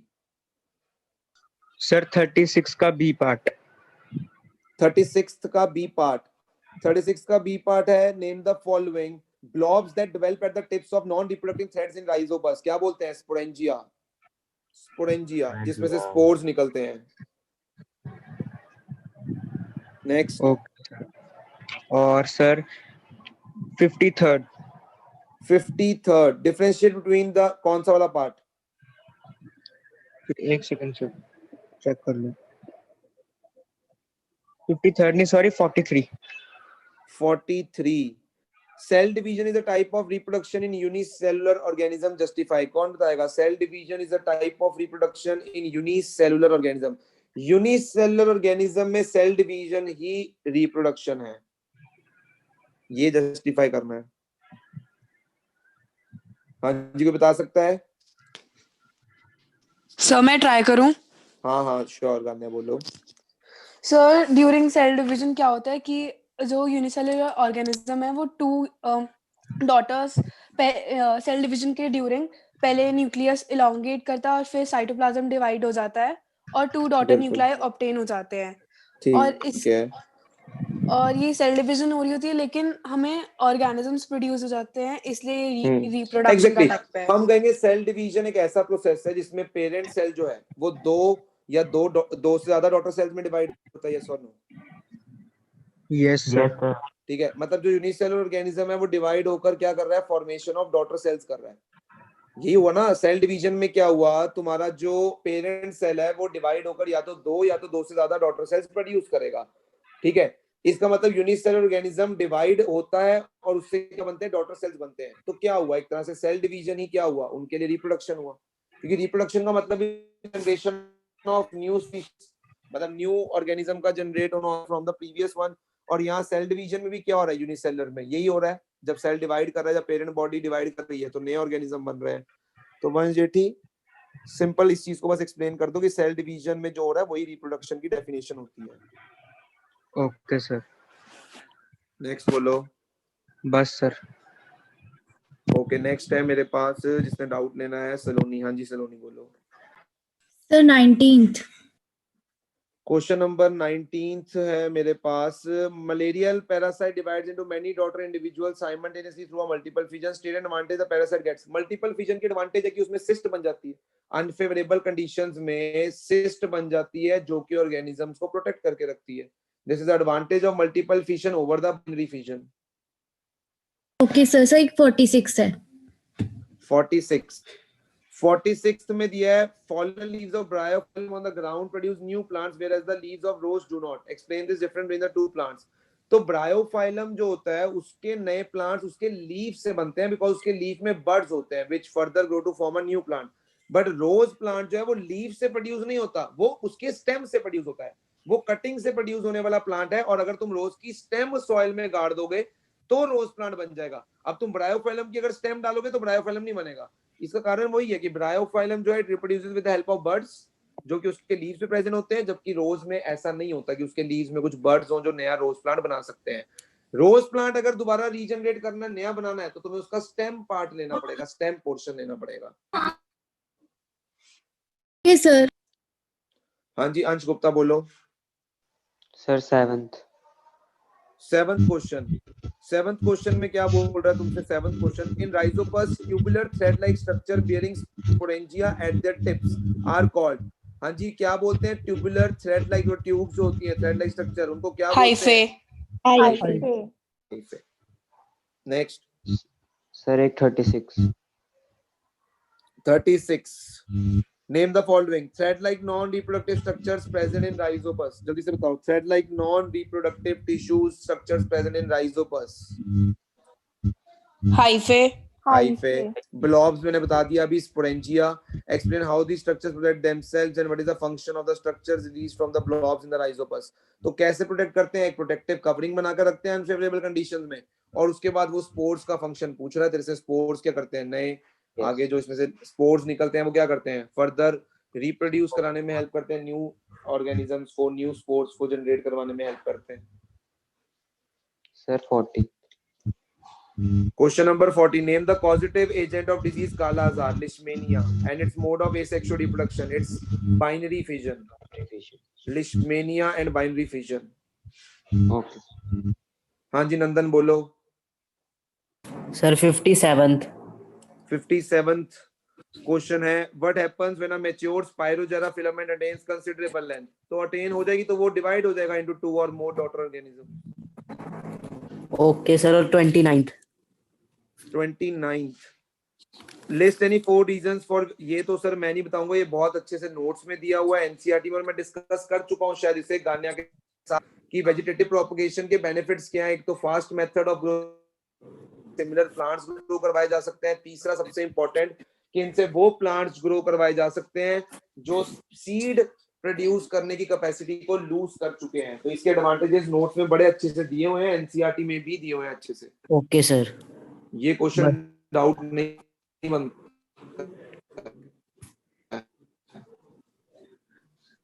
मैं आशा करता हूं कि तुमने आज सेक्सुअल रिप्रोडक्शन अच्छे से करना है। सेक्सुअल रिप्रोडक्शन को अच्छे से प्रिपेयर करने के बाद फ्लावर्स में और ह्यूमंस में, जो कि बहुत ही इजी टॉपिक है, तुम्हें मैंने बड़े अच्छे से याद करवाया हुआ है, फ्लावर्स वाला और जो मेल और फीमेल वाला है, वो करने के बाद अच्छे से लर्न करने के बाद तुम्हें डीपीपी नंबर 3 करनी है। क्या तुम डीपीपी 3 पूरी करोगे या you want to reduce some questions? Tell me frankly. Sir थोड़े क्वेश्चन रिड्यूस कर दो। तो ऐसा करो कि डीपीपी 3 जो है तुम आधी कर लेना, डीपीपी 3 हाफ कर लेना बेशक, बट मैं ये चाहता हूं कि तुम पूरा सेक्सुअल रिप्रोडक्शन आज याद कर लो। मतलब फ्लावर्स में, उसके बाद ह्यूमन बीइंग्स में, ठीक है, फ्लावर्स में, ह्यूमन बीइंग्स में, उसके बाद सेक्सुअली ट्रांसमिटेड डिजीजेस। मैं ये चाहता हूं कि पूरा जो चैप्टर है वो तुम आज खत्म कर दो लर्निंग में, और हाफ डीपीपी जो है बेशक हाफ, बेशक 30 क्वेश्चन 35 क्वेश्चन जितने तुम कर पाओ उतने क्वेश्चंस कंप्लीट कर लेना, ताकि एटलीस्ट हम कल की क्लास में आधे क्वेश्चन डिस्कस कर लें और जो भी तुम्हें टॉपिक समझने हैं वो डिस्कस कर लें, और परसों इसे खत्म करके हमारा टेस्ट डे कौन सा है मल्टीजेटी रिप्रोडक्शन चैप्टर का? 5th नवंबर। 5th नवंबर। तो 5th नवंबर तक हमारा काम बिल्कुल ओके चल रहा है, और ओके ही टेस्ट हमारा रिप्रोडक्शन का हो जाएगा। बोलो इतनी बात क्लियर है? Yes sir. Yes sir. देखो मैं एक चीज और तुमसे एक्सपेक्ट करता हूँ, मैम ठीक नहीं है तो तुम प्लीज लेक्चर सुनो, अपना काम करते रहो। जब मैम ठीक होंगे तुम्हें अपने आप एक्स्ट्रा टाइम देके तुम्हारे जितने भी डाउट्स होंगे मैम ने ले लेने हैं। बट तुमसे ये एक्सपेक्ट किया जा सकता है जो इस बैच में बच्चे हैं कि तुम काम अपना पूरी जेन्युइन तरीके से करोगे। अगर जितनी देर के लिए तुम साइंस पढ़ रहे हो उतनी ही देर के लिए मैथ्स भी पढ़नी है, और मैं कहूंगा अब उतने कुछ टाइम अपने बाकी सब्जेक्ट्स को भी देना शुरू करो। बिकॉज अगर तुम एक अच्छी पोजीशन लेना चाहते हो in class 10th in district in Ludhiana, तो बाकी सब्जेक्ट्स भी मैटर करेंगे। इसलिए मैं बोल रहा हूँ कि अपनी साइंस और मैथ्स की तैयारी तो बस खत्म कर दो और महीने 1.5 महीने में, ताकि बाकी सब्जेक्ट्स के ऊपर स्ट्रेस दिया जा सके और इन सब्जेक्ट्स की हम टेस्टिंग देके अपने आप को जो है और बेटर कर सकें। क्लियर है भाई? मेरी आवाज आ रही है?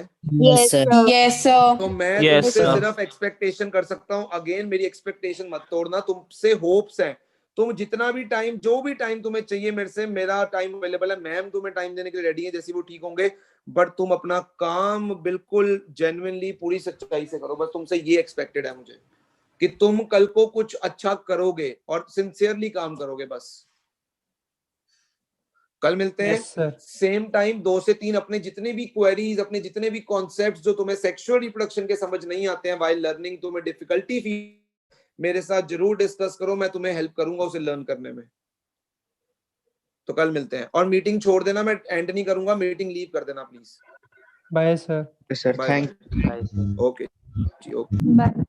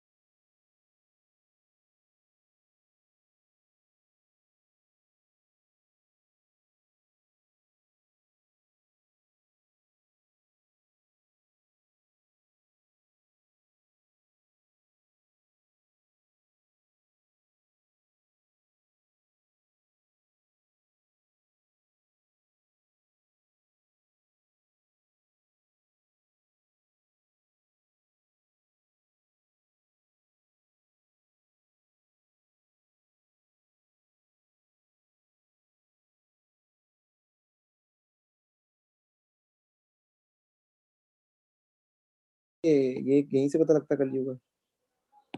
चुप रहो।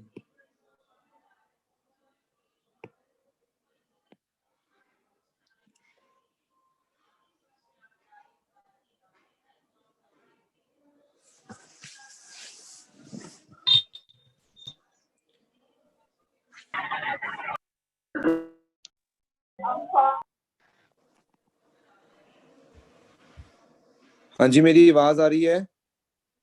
Yes sir. Yes sir. Yes sir. मैंने सान्या तुम्हें पहले भी समझाया था, अपने नाम से अटेंडेंस लगाओ, अपने नाम से यहाँ पर एंटर करा करो, फिर कल को तुम्हारी एब्सेंट मार्क होती जा रही है डेली की। तुम इस चीज को नहीं समझ रहे हो कि मैं अटेंडेंस नहीं मार्क करता हूँ जो मुझे पता हो कि सान्या किस नाम से अगर क्लास लगा रही है। तुम्हें पिछली क्लास में भी ये समझाया था, अब तुम्हें हर क्लास में लगता है मैं यही समझाऊं पहले आके कि भाई अपने नाम से क्लास लगाओ, एटलीस्ट तुम्हें कल को पता हो हमें कि कौन आया है कौन नहीं आया है क्लास के अंदर।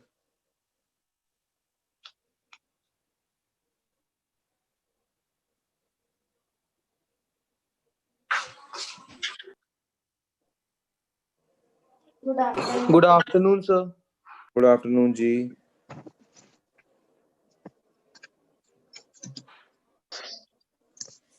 हाँ जी पार्थ, मैं वेट कर रहा था तुम्हारा सैटरडे को, तुम आए नहीं। पार्थ, मेरी आवाज आ रही है पार्थ तुम्हें? Yes sir. तो आज आ जाना। और टेस्ट करते, टेस्ट कैसा हुआ? सर अच्छा हो गया था सर, 2 मिनट। ओके। ये हाँ जी, पहले तो वो हाथ खड़ा करें जिन्होंने ऑफलाइन टेस्ट दिया था और उनका टेस्ट अच्छा हुआ था। जिन्होंने ऑफलाइन टेस्ट दिया है और उनका जो टेस्ट है वो अच्छा हुआ है और उनको लगता है कि अब उन्हें जो चैप्टर है एसिड बेसिस एंड सॉल्ट्स वो आता है।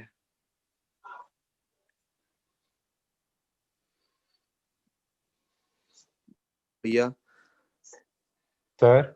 हाँ जी शिवांश बोलो। सर मतलब आता था, थोड़े से क्वेश्चन में थोड़ी प्रॉब्लम हो रही थी, पर मैंने आके वो कर दिए क्वेश्चन थे आता था इंडिकेटर्स प्लास्टर में। ऑफ पेरिस वाला। बाकी तो मेरे को मैंने आता यार था। ये पूछा ही नहीं है कि मैं अच्छे का मतलब होता है ठीक है 30 में से मैं 25 तक ले सकता हूँ, बट इट डजंट मीन ना कि मेरा इतना भी अच्छा नहीं होगा मैं 30 में से 10 भी ले रहा हूँ या 15 भी ले रहा हूँ, क्योंकि मैं तुम्हें मार्क्स बताऊंगा ना कितने आए हैं किसके कितने नहीं आए हैं। I will show you that thing. अच्छा, अब वो बच्चे हाथ खड़ा करें, ये नीचे कर लो अपने हाथ। पहले तो अगर टेस्ट में कोई डाउट है पहले वो डिस्कस करेंगे। पहले तो अपने टेस्ट का कोई डाउट है तो मेरे से वो डिस्कस कर लो भाई। अगर तुम्हें Yes, sir, टेस्ट के है। अंदर कोई डाउट है तो पहले डिस्कस करो। हाँ जी बोल लो, जिसको डाउट है हाथ खड़े कर लो। हाँ जी कृष वर्मा बोलो, तुम्हें किस क्वेश्चन में डाउट है? सर नहीं है डाउट। अच्छा हाँ जी मृगाक्षी, तुम्हें किस क्वेश्चन में डाउट है? सर वो प्लास्टर ऑफ पेरिस वाले क्वेश्चन में व्हाई प्लास्टर बोलो ऑफ ना मेरे Paris is pass. Capital. Sir मैं एक सिंपल सी बात है, क्वेश्चन प्लास्टर ऑफ पेरिस को मॉइस्चर प्रूफ कंटेनर में रखने का कारण ही क्या है? क्योंकि प्लास्टर ऑफ पेरिस मॉइस्चर को एब्जॉर्ब करके, पानी को एब्जॉर्ब करके वो एक हार्ड सॉलिड मास में कन्वर्ट हो जाता है, जिसे हम क्या बोलते हैं? जिप्सम बोलते हैं। यही कारण है कि प्लास्टर ऑफ पेरिस को हमें मॉइस्चर प्रूफ कंटेनर में स्टोर करना चाहिए। और ये तो हम आम जिंदगी में देखते हैं, कभी भी प्लास्टर चढ़ता है तो पहले वो बहुत ही सॉफ्ट होता है और धीरे धीरे with in 1 or 2 days it becomes a very solid hard mass और वो बेसिकली क्या बन जाता है? जिप्सम बन जाता है। इसीलिए हम चाहते हैं कि प्लास्टर ऑफ पेरिस को हम मॉइस्चर प्रूफ कंटेनर में रखें ताकि वो हार्ड सॉलिड मास जिप्सम में कन्वर्ट ना हो जाए। ओके सर, बस यही डाउट था। हाँ जी नेक्स्ट जसपाहुल बोलो, तुम्हें किस क्वेश्चन में डाउट था? Sir, raw materials that are required for making washing soda.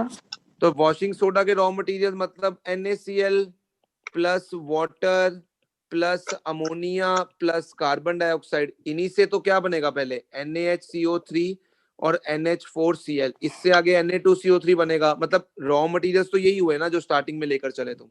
तो ये रॉ मटेरियल्स हैं जो वॉशिंग सोडा को बनाने के लिए तुम्हें चाहिए। ओके सर, पहले मतलब हमने baking bleaching powder sorry baking soda वगैरह की पहले रिएक्शन लिखनी थी, उसके बाद हमने कुछ लिखना ही नहीं रिएक्शन में, मैं तुम्हें ये बता रहा हूँ कि ये तुम्हारे वो इंग्रेडिएंट्स हैं, यानी NaCl, वाटर, अमोनिया और CO2 जो तुम्हें वॉशिंग सोडा बनाने के लिए चाहिए। Okay sir. हाँ जी बोलो अगर। सर वो वाला option sir, which type of medicine is used for treating indigestion? Antacids indigestion is caused due to excess acid in the stomach. जब स्टमक में एसिड की मात्रा ज्यादा हो जाती है तब इंडाइजेशन होती है, और उसको ट्रीट करने के लिए हमें ऐसी दवाइयां खानी है जो एसिडिटी को खत्म करें, जो एसिड के ऑपोजिट काम करें। तो हम उसमें बेकिंग सोडा लेते हैं या मिल्क ऑफ मैग्नीशिया, और ऐसी दवाइयों को हम बोलते हैं एंटासिड्स। Okay sir. और बोलो अगम। बस सर यही डाउट था। हाँ जी भव्या।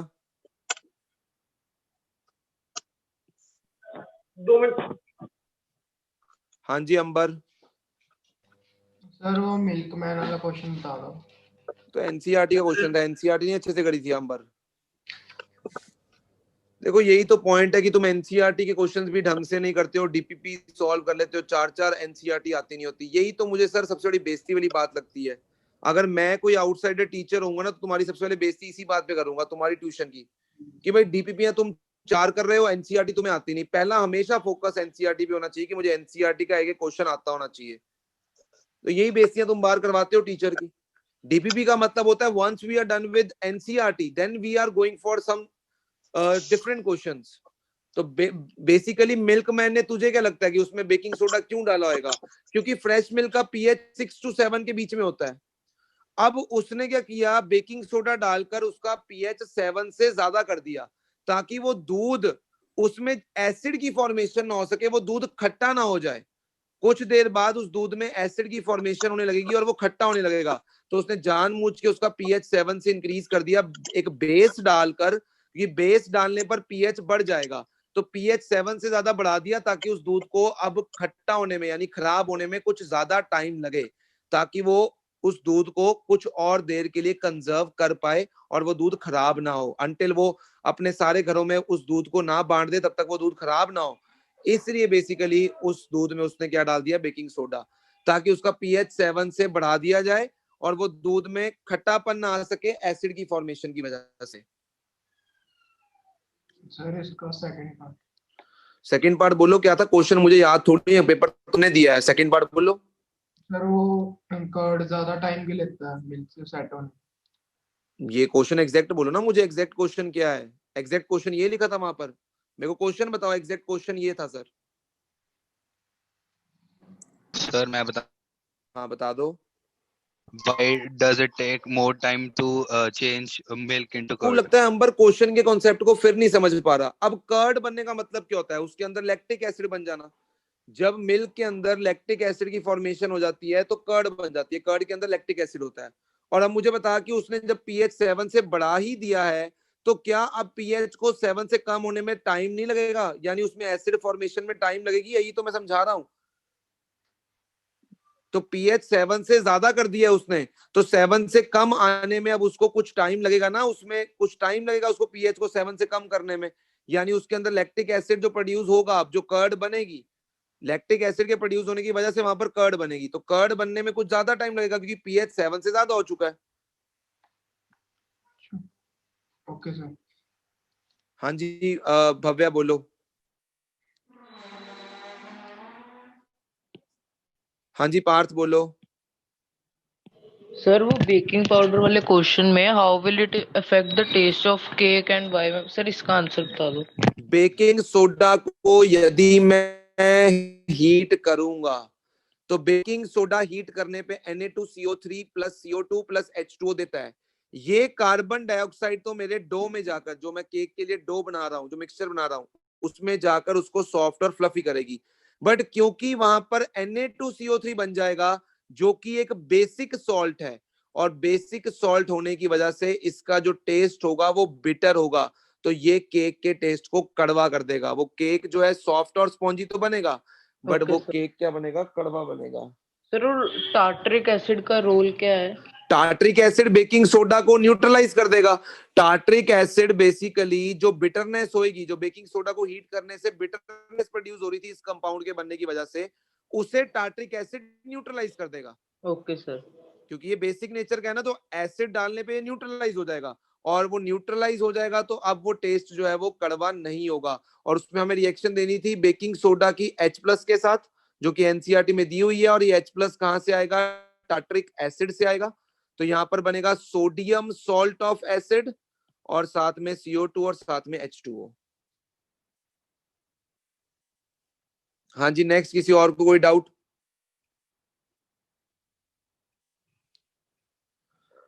किसने टेस्ट नहीं दिया है? किसने टेस्ट नहीं दिया है एसिड बेसिस का? हाँ जी, स्वयं तुमने टेस्ट किससे पूछ के नहीं दिया और क्यों नहीं दिया? स्वयं गोयल। Yes sir. तुम्हें किसने परमिशन दी है टेस्ट ना देने की? सर उस दिन सर बहुत हाई फीवर था, कफ था सर। बहुत पेरेंट्स का कॉल आया मुझे सर, मैंने मम्मा को कह दिया सर, पता है मम्मा को। हाँ जी आयुष, तुमने टेस्ट क्यों नहीं दिया? सर मैंने आपसे पूछा था। हाँ जी ब्रिज, तुमने टेस्ट किस खुशी में नहीं दिया? मुझे कफ एंड कोल्ड था sir, message cough and cold सारी दुनिया को है, तेरे को बखरा कफ एंड कोल्ड है? मेरे को कफ एंड कोल्ड है 10 दिनों से। तूने पूछा किससे? पहले तो मुझे ये बता कि टेस्ट ना देना या देना, ये तूने अपने आप ही डिसाइड कर लिया इस चीज को? ये तेरी पिछली वाली धर्मशाला नहीं है कि तुम अपनी मर्जी से जो मर्जी कर लेगा। समझ आई मेरी बात? कि तू अपने डिसीजन चला लेगा। तेरे घर वालों का मुझे कॉल लाना है 4 बजे से पहले पहले, क्लास खत्म होने से पहले पहले, तो बाहर निकल जाओ मेरी क्लास से। मेरे को कफ एंड कोल्ड था, सारी दुनिया को कफ एंड कोल्ड है भाई। वो बच्चे हाथ खड़े करना जिनको कफ और कोल्ड है। ले, आधी दुनिया को कफ एंड कोल्ड है इस मौसम में। तेरा कफ और कोल्ड बखरा ही चल रहा है, टेस्ट नहीं दोगे तुम, अपने आप को हीरो समझते हो। स्वयं अब तेरा फीवर कैसा है? सर थोड़ा सा कम है पहले से। तो तूने पूछा सर मैं टेस्ट कब दूं? No sir. क्यों? वो मेरी जिम्मेवारी है? No sir. है दक्ष तनेजा, अगर कोई स्टूडेंट किसी रीजन की वजह से टेस्ट नहीं देता है तो वो भी मेरी जिम्मेवारी है उसको दोबारा भी कहूं कि मैं कि हाँ जी टेस्ट क्यों नहीं देने। इसका मतलब दक्ष तनेजा वो टेस्ट को स्किप करना चाहता है, सिर्फ यही मैं समझू ना? हाँ जी सर। क्योंकि जिस बच्चे को टेस्ट देना हो वो अगर मान लो जेन्युइन रीजन देगा ना कि मैं ठीक नहीं था या कुछ भी था, तो वो दोबारा आकर ये भी कहेगा कि सर मेरा टेस्ट आप कब लोगे, मुझे देना है। I prepared for the test, I genuinely prepared for the test sir, kindly tell me when to give it. हाथ नीचे कर लो। और तुम्हारे 5 के अगला कोई टेस्ट मिस हो गया तो ये सोच लेना यहां से छुट्टी है उसके बाद। मैं ना नौकर नहीं हूं ये देखता रहूं कि तुमने टेस्ट दिया नहीं दिया, और मैंने बोल दिया ना अगर टेस्ट है और नहीं आए तुम तो बेटा फिर तुम कहीं और पढ़ लो, सीधी सी बात है। मैं नहीं सुनता किसी की बात। मर्जी से टेस्ट दे दिया, मर्जी से टेस्ट नहीं दिया, धर्मशाला नहीं खोल रखी मैंने तुम्हारे लिए यहाँ पे कि तुम अपनी मर्जी से टेस्ट दोगे और अपनी मर्जी से डिसाइड करोगे कि इस बार हम टेस्ट नहीं देंगे। हाँ जी, चैप्टर 1 किस किस को आता है वो हाथ खड़ा कर लो। चैप्टर 1 जो कि मैं करवा चुका हूं रिवीजन में, वो किस किस को आता है चैप्टर 1? वो अपने हाथ खड़ा कर लो। चैप्टर 1 और कार्बन, अभी लास्ट में तुमने पहले चैप्टर 1 की बात करेंगे, चैप्टर 1 और कार्बन दोनों की बात करेंगे। चैप्टर 1 और कार्बन, जिन्होंने चैप्टर 1 और कार्बन मेरे से कर लिया, अभी हमने रिसेंट, इसको हफ्ता भी नहीं हुआ होगा चैप्टर 1 और कार्बन की रिवीजन को, मैक्सिमम 10 दिन हुए होंगे। कार्बन तो अभी रिसेंट ही किया है। इस चैप्टर का टेस्ट देखो वेंसडे को है, ठीक है। अगर तुम्हें कोई डाउट नहीं है इन 2 पर्टिकुलर चैप्टर्स में, इनकी एनसीईआरटी तुम्हारी क्लियर है, डीपीपीज में तुम क्वेश्चंस कर चुके हो, ठीक है, अगर ये सब चीजें तुम्हारी क्लियर हैं तो मैं तुम्हें रिकमेंड करूंगा स्टार्ट विद पीरियोडिक। या चलो कोई नहीं, हाथ नीचे कर लो। परसों इसका टेस्ट है तुम्हारा चैप्टर नंबर 1 का और कार्बन का, और मैं मेटल्स एंड नॉन मेटल्स का भी एक ही साथ ले लूंगा ताकि मेटल्स एंड नॉन मेटल्स भी आधा ही आना है। तीनों चैप्टर्स का टेस्ट होना है। तो आज मैं चैप्टर 1 की कोई भी डिस्कशन जो तुम्हें करनी है मेरे साथ आज कर लो। कोई भी चीज समझनी है, सर मेरे को ये बताओ ये रिएक्शन को कैसे याद कर लूं मैं, कोई एक पर्टिकुलर रिएक्शन मुझे तंग कर रही है, ठीक है सर ये पूछी कैसे जाएगी, ये सब डाउट्स होते हैं स्टूडेंट के कि सर ये पेपर में कैसे पूछा जाएगा, मैंने कर तो लिया है बट ये एग्जामिनर कैसे मेरे से क्वेश्चन पूछ सकता है, वो भी एक डाउट ही होता है जो तुम्हें पूछना चाहिए। उसके बाद कल मैं आऊंगा चैप्टर 3 यानी मेटल्स एंड नॉन मेटल्स के लिए, कि तुम्हें कोई भी डाउट चैप्टर 3 के रिलेटेड है तो मेरे से तुम पूछ सकते हो। परसों तुम्हारा चैप्टर 1 कार्बन और मेटल्स एंड नॉन मेटल्स का कंबाइंड टेस्ट होगा, जिसके रिजल्ट्स जो हैं वो सैटरडे तक आ जाएंगे और संडे को मैं पेरेंट्स से मिलूंगा पर्सनली, मैं तभी मंडे एंटरटेन करूंगा तुम्हें क्लास के अंदर। तो समझ लेना, मैं जिनके भी नंबर कम आने वाले हैं इस टेस्ट में, मैंने सबके पेरेंट्स से मिलना है, और जो छुट्टियां मार रहे हैं उनके तो खास करके मिलूंगा मैं, और उनसे पूछूंगा कि क्या कारण है कि छुट्टियां हो जाती हैं। भाई तेरा स्कूल कौन सा है, क्या नाम है जिसको कफ एंड कोल्ड है? ब्रिज, तेरा स्कूल कौन सा है? बीवीएम। बीवीएम किचलू नगर या उधम सिंह नगर? उधम सिंह नगर। ठीक है, हाँ जी। तो अब चैप्टर 1 के रिलेटेड कोई स्टूडेंट कुछ भी मेरे साथ डिस्कस करना चाहता है, कोई डाउट पूछना चाहता है, कोई भी क्वेरी उसके मन में आती है किसी भी टॉपिक के रिलेटेड, तो प्लीज मेरे से पूछो। वो अपनी क्वेरी, अपना डाउट मेरे से पूछ सकते हो। बोलो चैप्टर 1 के रिगार्डिंग, वो कोई भी क्वेरी हो सकती है, तुम्हें कोई झिझकने की, कोई कुछ की, किसी चीज की जरूरत नहीं है। अपना डाउट, अपनी क्वेरी मुझसे पूछ सकते हो। बोलो सर। हाँ जी सर मेरे को नॉन मेटल्स और मेटल्स बिल्कुल नहीं आता। तो बेटा सुन ले रिकॉर्डिंग, जब सुन लेगा तेरे, आज खत्म कर ले मेटल्स एंड नॉन मेटल्स, कल मेरे पास ऑफलाइन आकर समझ ले जो भी समझना है टॉपिक। 2 लेक्चर्स का काम है सिर्फ मेटल्स एंड नॉन मेटल्स। वो 2 लेक्चर्स 3 लेक्चर्स आज खत्म कर, और फिर मेरे पास आगे कल कर ले। उसके जो भी डाउट्स हैं, जो भी टॉपिक तेरे को नहीं समझ आता, ठीक है भव्या? ताकि परसों हम टेस्ट में एक्सक्यूज ना दें बल्कि टेस्ट दें, और इसी बहाने तेरा मेटल्स एंड नॉन मेटल्स हो भी जाएगा। ठीक है। हाँ हाँ जी बोलो जी। सर हाँ जी सर, जो वॉल्स पे जो शाइनिंग अपीयरेंस आती है वो कैल्शियम कार्बोनेट की वजह से आती है, कैल्शियम हाइड्रोक्साइड की वो रिएक्शन? कैल्शियम कार्बोनेट की बनने की वजह से आती है। जब हम वॉल्स के ऊपर कैल्शियम हाइड्रोक्साइड लगा देते हैं ना, तो वो कैल्शियम हाइड्रोक्साइड कार्बन डाइऑक्साइड से कंबाइन कर जाता है एटमॉस्फेयर में जो प्रेजेंट होती है, और दोनों के जुड़ने की वजह से कैल्शियम कार्बोनेट बनता है, जिसकी वजह से व्हाइट अपीयरेंस जो है, सॉरी शाइनिंग अपीयरेंस जो है, वो वॉल्स के ऊपर दिखाई देने लगती है, शाइनिंग अपीयरेंस। ओके। और बोलो जी sir metals and non metals के 7 कीर्ति, तुम्हें लेक्चर्स कुछ हैं। डाउट्स थे इस चैप्टर के related? This is the time you have to ask that doubts from me. Kirti, तुम्हें जो डाउट्स हैं अपना माइक अनम्यूट करो and ask those questions. You are doing it for the very first time, तो तुम्हें अपने डाउट्स लेने चाहिए। बोलो सर, जो आपने सेकंड वाले लेक्चर में समझाया था हाउ टू मेक इंफॉर्मेटिव कैसे बनाना है उसको, वैसे वो उसमें डाउट है। और किसी टॉपिक में डाउट है तुम्हें?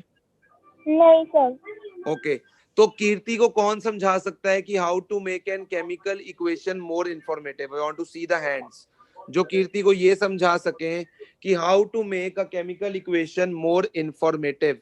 किसी केमिकल इक्वेशन को और इंफॉर्मेटिव बनाने का तरीका क्या है? लवन्या, तुमसे स्टार्ट करते हैं।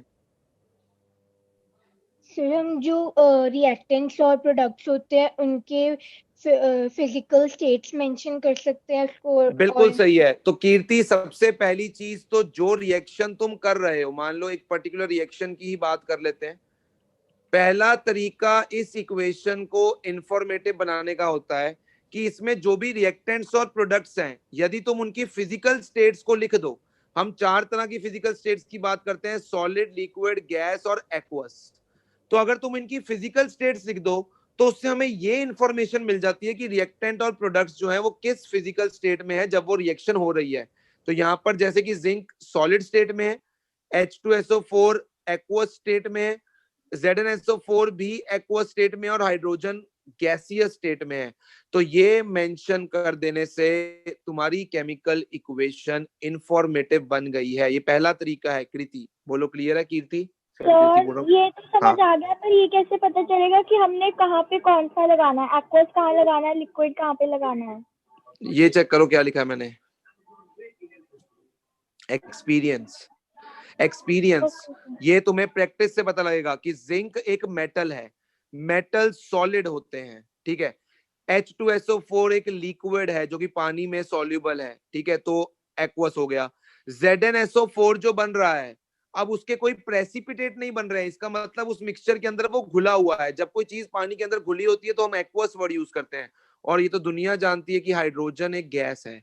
तो ये चीजें अब तक की जितनी नॉलेज है उस पे बेसिस पे तुम्हें जो है वो डिसाइड करनी पड़ेगी, और धीरे धीरे प्रैक्टिस करने से तुम्हें इस चीज का जो है नॉलेज हो जाएगा। Okay sir. हाँ जी, सेकंड वेग मुझे अंश चोपड़ा बताएगा दूसरा तरीका केमिकल इक्वेशन को इंफॉर्मेटिव बनाने का क्या है? हाँ जी अंश चोपड़ा, दूसरा तरीका केमिकल इक्वेशन को इंफॉर्मेटिव बनाने का क्या है अंश? सर की उसकी वो लिख दो। क्या?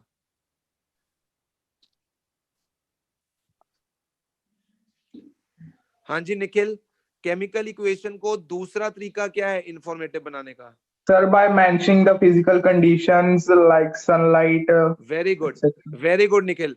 कई बार हमारी रिएक्शन को कुछ स्पेशल फिजिकल कंडीशंस चाहिए होती हैं, जैसे कि अभी तुमने जब एसिड बेसिस में प्लास्टर ऑफ पेरिस बनाना सीखा तो हमने एक स्पेशल कंडीशन वहां पर मेंशन की टेम्परेचर की, कि प्लास्टर ऑफ पेरिस तभी बन सकता है जब टेम्परेचर 100 डिग्री सेल्सियस हो। तो उसी तरह जैसे फोटोसिंथेसिस की रिएक्शन है, इसमें स्पेशल कंडीशन क्या होती है? Sunlight and chlorophyll. तो अगर ये स्पेशल कंडीशंस कीर्ति हम मेंशन कर दें जो कि रिएक्शन को करवाने के लिए जरूरी होती हैं, तो उससे केमिकल इक्वेशन क्या बन जाती है? More informative. और तीसरा तरीका मुझे बताएगा Krish Verma, to make a chemical equation more informative. Sir उसमें हम बता सकते हैं प्रेशर और कैटलिस्ट और वो हो चुका है, फिर वो स्पेशल कंडीशंस में हो चुका है, वो निखिल ने बता दिया है। Physical conditions like temperature, pressure, sunlight, ये बताने देने से इंफॉर्मेटिव बन जाएगी। तीसरा heat, by mentioning the heat changes, very good Krish Verma, by mentioning the heat changes taking part in the reaction, यानी अगर प्रोडक्ट साइड पर हीट लिखी गई है तो it is an exothermic reaction, और अगर लेफ्ट हैंड साइड यानी रिएक्टेंट साइड पर हीट लिखी गई है तो it is an endothermic reaction.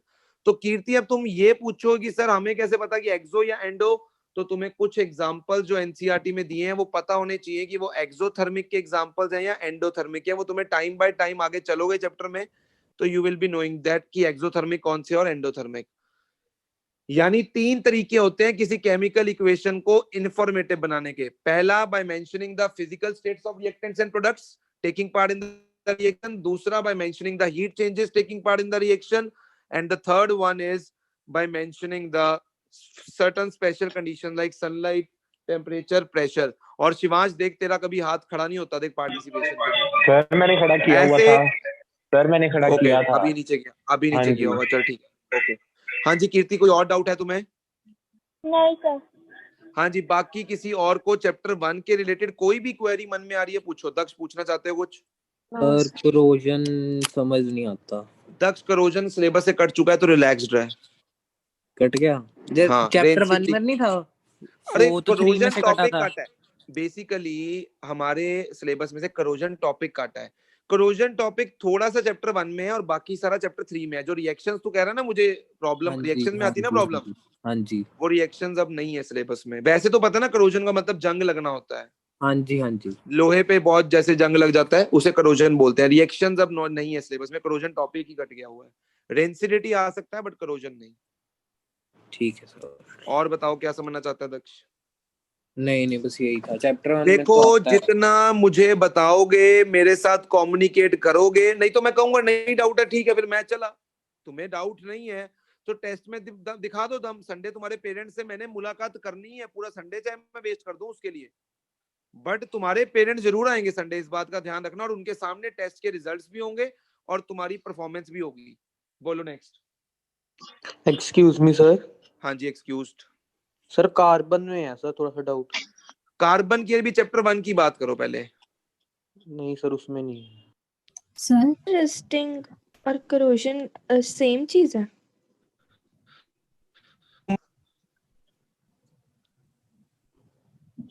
Rusting और करोजन एक ही चीज होती है, बस रस्टिंग हम तब नाम लेते हैं जब आयरन की करोजन हो रही हो।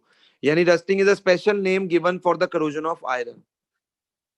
Okay sir. And sir oxidising है? ऑक्सीडाइजिंग वो अलग चीज है। ऑक्सीडाइजेशन मतलब ऑक्सीजन का ऐड होना, that is oxidation. Okay sir. Anodising तो नहीं कह रहे? No sir no. Okay okay okay sir. हाँ जी बोलो। सर डिस्प्लेसमेंट और डबल डिस्प्लेसमेंट में एक बार मतलब डिफरेंस बता दो। डिस्प्लेसमेंट और डबल डिस्प्लेसमेंट में मैं पहले मेजर डिफरेंस बताने की कोशिश करूंगा। अगर मैं एक डिस्प्लेसमेंट रिएक्शन लिखता हूं, सबसे पहले मैं एक डिस्प्लेसमेंट रिएक्शन लिख ही देता हूं। Fe plus CuSO4 gives FeS एक सेकेंड, ये अच्छा क्वेश्चन पूछा है तुमने, तो मैं जरूर डिस्कस करूंगा।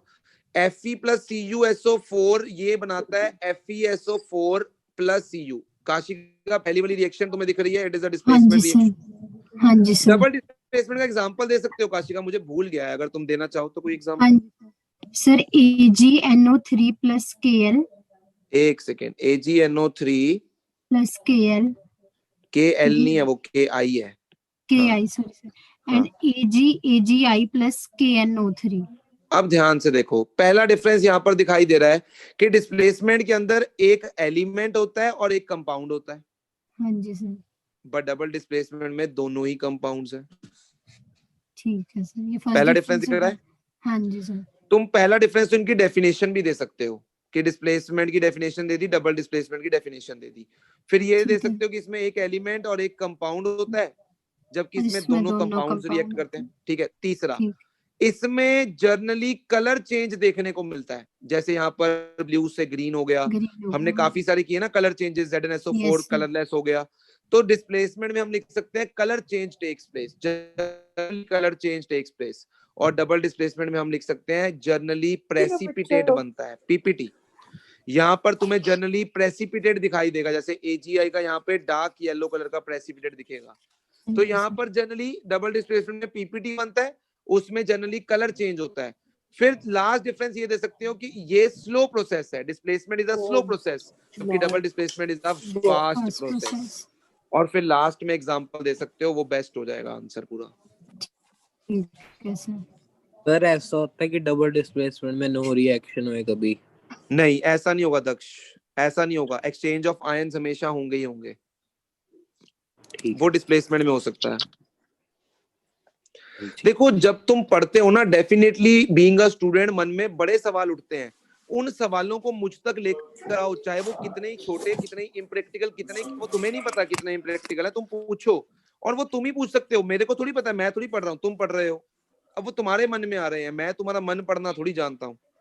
हाँ जी, नेक्स्ट बोलो, किसी ने कुछ पूछना है? Sir, how to balance the equation? ये कीर्ति, वो तो तुम अभी सीखोगे नेक्स्ट लेक्चर में, इस चीज की वेट करो अभी। Okay sir. हाँ जी, हाँ सर, वो रिडॉक्स रिएक्शन में ऑक्सीडाइजिंग और रिड्यूसिंग एजेंट नहीं समझ आ रहा। बोलो कोई एग्जांपल जिसमें नहीं समझ आ रहा, मैं वो एग्जांपल लिखकर समझा देता हूँ।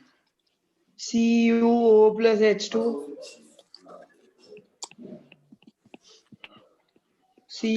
सबसे पहली चीज तो ऑक्सीडाइजिंग एजेंट और रिड्यूसिंग एजेंट का मतलब ही क्या होता है? ऑक्सीडाइजिंग एजेंट मतलब एक ऐसा एजेंट जो ऑक्सीडेशन करने में मदद करेगा। जैसे फॉर एग्जांपल हम बोलते हैं पॉलिसी एजेंट, यानी एक ऐसा एजेंट जो लोगों की पॉलिसी करता है। Tour agent, tour and travel agent, मतलब एक ऐसा एजेंट जो लोगों के टूर और ट्रेवल प्लान करता है। यानी ऑक्सीडाइजिंग एजेंट क्या होगा? जो लोगों को ऑक्सीडाइज करेगा, खुद नहीं होगा, लोगों को करेगा। एजेंट का मतलब वो होता है जो लोगों के लिए काम करे। यस और नो? Yes sir. हाँ जी, बोल लो बाकी सारे, मुंह में जिनके जबान है या नहीं है, बोल लो। ऑक्सीडाइजिंग एजेंट का मतलब जो दूसरे को क्या करेगा? ऑक्सीड करेगा, यानी खुद रेड्यूस होगा। तो सबसे पहले तो मैं यहाँ पर देखता हूँ CuO से Cu बदल में आ गया, यानी यहाँ पर ऑक्सीजन रिमूव हो गई है। और रिमूवल ऑफ ऑक्सीजन को हम क्या बोलते हैं? रिडक्शन। इसका मतलब कौन सा सब्सटेंस रिड्यूस हुआ? तो हम बोलेंगे CuO जो हुआ वो क्या हुआ? सब्सटेंस रिड्यूस्ड हुआ, कॉपर ऑक्साइड। अब H2O में कन्वर्ट हो गया, यानी यहाँ पर ऑक्सीजन ऐड हो गई है। This is oxidation. अब मैं कहूंगा किस में ऑक्सीजन ऐड हुई? तो सर हाइड्रोजन में ऐड हुई। तो ये क्या हुआ? सब्सटेंस ऑक्सीडाइज हो गया। अब मैंने बोला था ऑक्सीडाइजिंग एजेंट वो है जो दूसरों को ऑक्सीडाइज करे और खुद क्या हो जाए? रिड्यूस हो जाए। यस और नो? यानी सब्सटेंस रिड्यूस्ड हमारे लिए क्या होगा? Oxidising agent. जो दूसरों को ऑक्सीडाइज करे और खुद रिड्यूस हो जाए, उसको हम बोलते हैं ऑक्सीडाइजिंग एजेंट। तो substance reduced will be oxidising agent और substance oxidised will be reducing agent. जो दूसरे को रिड्यूस करे और खुद ऑक्सीडाइज हो जाए। एजेंट से याद रखो, जो दूसरों के लिए काम करे। अगर ऑक्सीडाइजिंग एजेंट है तो दूसरे को ऑक्सीडाइज करेगा, यानी CuO ने यहाँ पर हाइड्रोजन को ऑक्सीडाइज किया है, तो ये हुआ ऑक्सीडाइजिंग एजेंट। यस और no? Yes sir. Yes sir. हाँ जी कृष्ण। Yes sir. हाँ जी आ गया सर समझ। तो आज तुम चैप्टर 1 की एनसीईआरटी को करोगे अच्छे से। मैं बार बार एक चीज बोल रहा हूं, तुम्हारे टेस्ट में 70 to 80% एनसीईआरटी से ही बनाऊंगा, बाकी मेरा कुछ पता नहीं है। बट मैं तुम्हें एक चीज जरूर बता देता हूं, एनसीईआरटी क्वेश्चंस आज तुम करोगे चैप्टर 1 के भी, ठीक है। चैप्टर 1 की एनसीईआरटी अच्छे से करोगे आज, each and every blue question, each and every example, each and every NCERT bag exercise question, corrosion वाला छोड़ के। और कल जो भी डाउट्स होंगे अपने मेटल्स एंड नॉन मेटल्स के या कार्बन के या फिर चैप्टर 1 के एनसीईआरटी में तुम पूछ सकते हो। तो अभी मेरे से अभी डाउट पूछा था, किसने पूछा था? आगम ने। हाँ तो आगम बोलो, कार्बन में तुम क्या पूछना चाहते हो? Sir functional groups. Functional group syllabus का पार्ट नहीं है आगम। और सर डीपीपी के सर वो डाउट्स भी रह गए थे सर कार्बन के।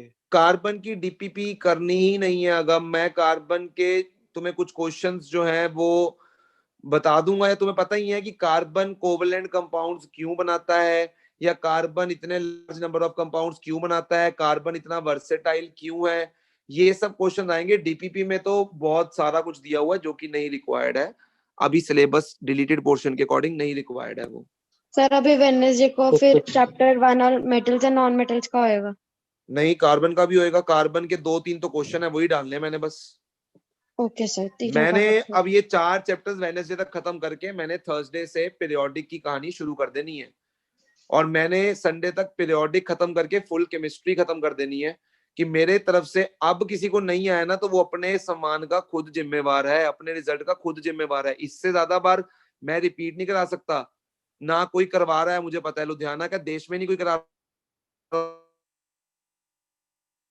जितनी बार रिपीट, जितनी बार मैंने तुम अब दैट्स योर कॉल। अपना रिजल्ट तुम्हारे हाथों में, मेरे हाथों में कुछ नहीं है। किसके नंबर कितने आने हैं, यहीं से पढ़ने वाले स्टूडेंट के 100 में से 100 भी आएंगे, यहीं से पढ़ने वाले स्टूडेंट के 100 में से 60 भी आएंगे। तो इसमें मेरा रोल नहीं है, इसमें रोल तुम्हारा है कि तुमने कितना अच्छे से पार्टिसिपेट किया। That's your call. तो तुमने अपने वेडनेसडे तक ये 4 चैप्टर्स केमिस्ट्री के बिल्कुल एंड तरीके से रेडी कर लेने, ताकि टेस्ट देके काम खत्म कर दो बस। ठीक है? Yes sir. तो अब हम संडे तक पूरा टारगेट लेके चलते हैं कि हमें केमिस्ट्री जो है अपनी खत्म करनी है, और फिर हम चलेंगे फिजिक्स के ऊपर। हम केमिस्ट्री के बाद फिजिक्स पे चलेंगे, बायो में बाद पे आएंगे। तुम जैसे कहो, बायो पे चलना चाहते हो कि फिजिक्स पे चलना चाहते हो? चलो, biology most of the student से हो जाती है, और वैसे भी मैंने बहुत अच्छे से एक्सप्लेन भी की हुई है, वो तुम्हें इतनी दिक्कत नहीं आएगी। तो physics we will try to counter physics next. Clear है? देखो कोविड की वजह से मैं तुम्हें बता देता हूँ, मुझे ऐसा लगता है कि पेपर इजी बनेगा। एनसीईआरटी मत छोड़ो, बेइज्जती वाली बात होती है जब बंदे को एनसीईआरटी ना आती हो और वो हवा मार रहा हो कि मैंने तो जी सर के 150 क्वेश्चन सॉल्व कर दिए और एनसीईआरटी मेरे को आती नहीं है। वो बेइज्जती वाली बात होती है। हाँ जी दक्ष। सर मैंने ये कहना था कि आप टेस्ट का टाइम थोड़ा जल्दी रख लेना, क्योंकि पेपर भी है, फिर टेस्ट कल हम टाइम का टेस्ट डिसाइड कर लेंगे, टेस्ट का टाइम डिसाइड कर लेंगे दक्ष। मुझे टाइमिंग्स में कोई इशू नहीं है रखने में। तुम जैसे कहोगे, तुम्हारा पेपर है कॉन्वेंट का, मुझे पता है, तो उसी अकॉर्डिंग मैं रखूंगा। 5 बजे से पहले या 6 बजे के बाद, यही तुम्हारी इच्छा है? हाँ जी। मैं 5 बजे से पहले ही रखूंगा, 2 से 3 रखूंगा मोस्ट प्रोबेबली। ठीक है। ओके सर हमारा कार्बन पीरियोडिक में आना है, उसके लिए हमने लॉन्ग चेंज करनी है जो पेपर नहीं, के लिए? नहीं ओके लॉन्ग चेंज करनी है मतलब मैं समझा नहीं। सर जो आपने करवाया था ना आईयूपीएससी नेमिंग, यस, वो थोड़ी नॉलेज होनी चाहिए बस, वैसे ऐसा कोई इतनी डेप्थ में नहीं है। और जिनको ये 4 चैप्टर्स आते हैं उनको लगता है कि उनका टाइम वेस्ट होगा 2 दिन, वो पीरियोडिक शुरू कर सकता है लेक्चर से। Okay bye sir. बाय जी।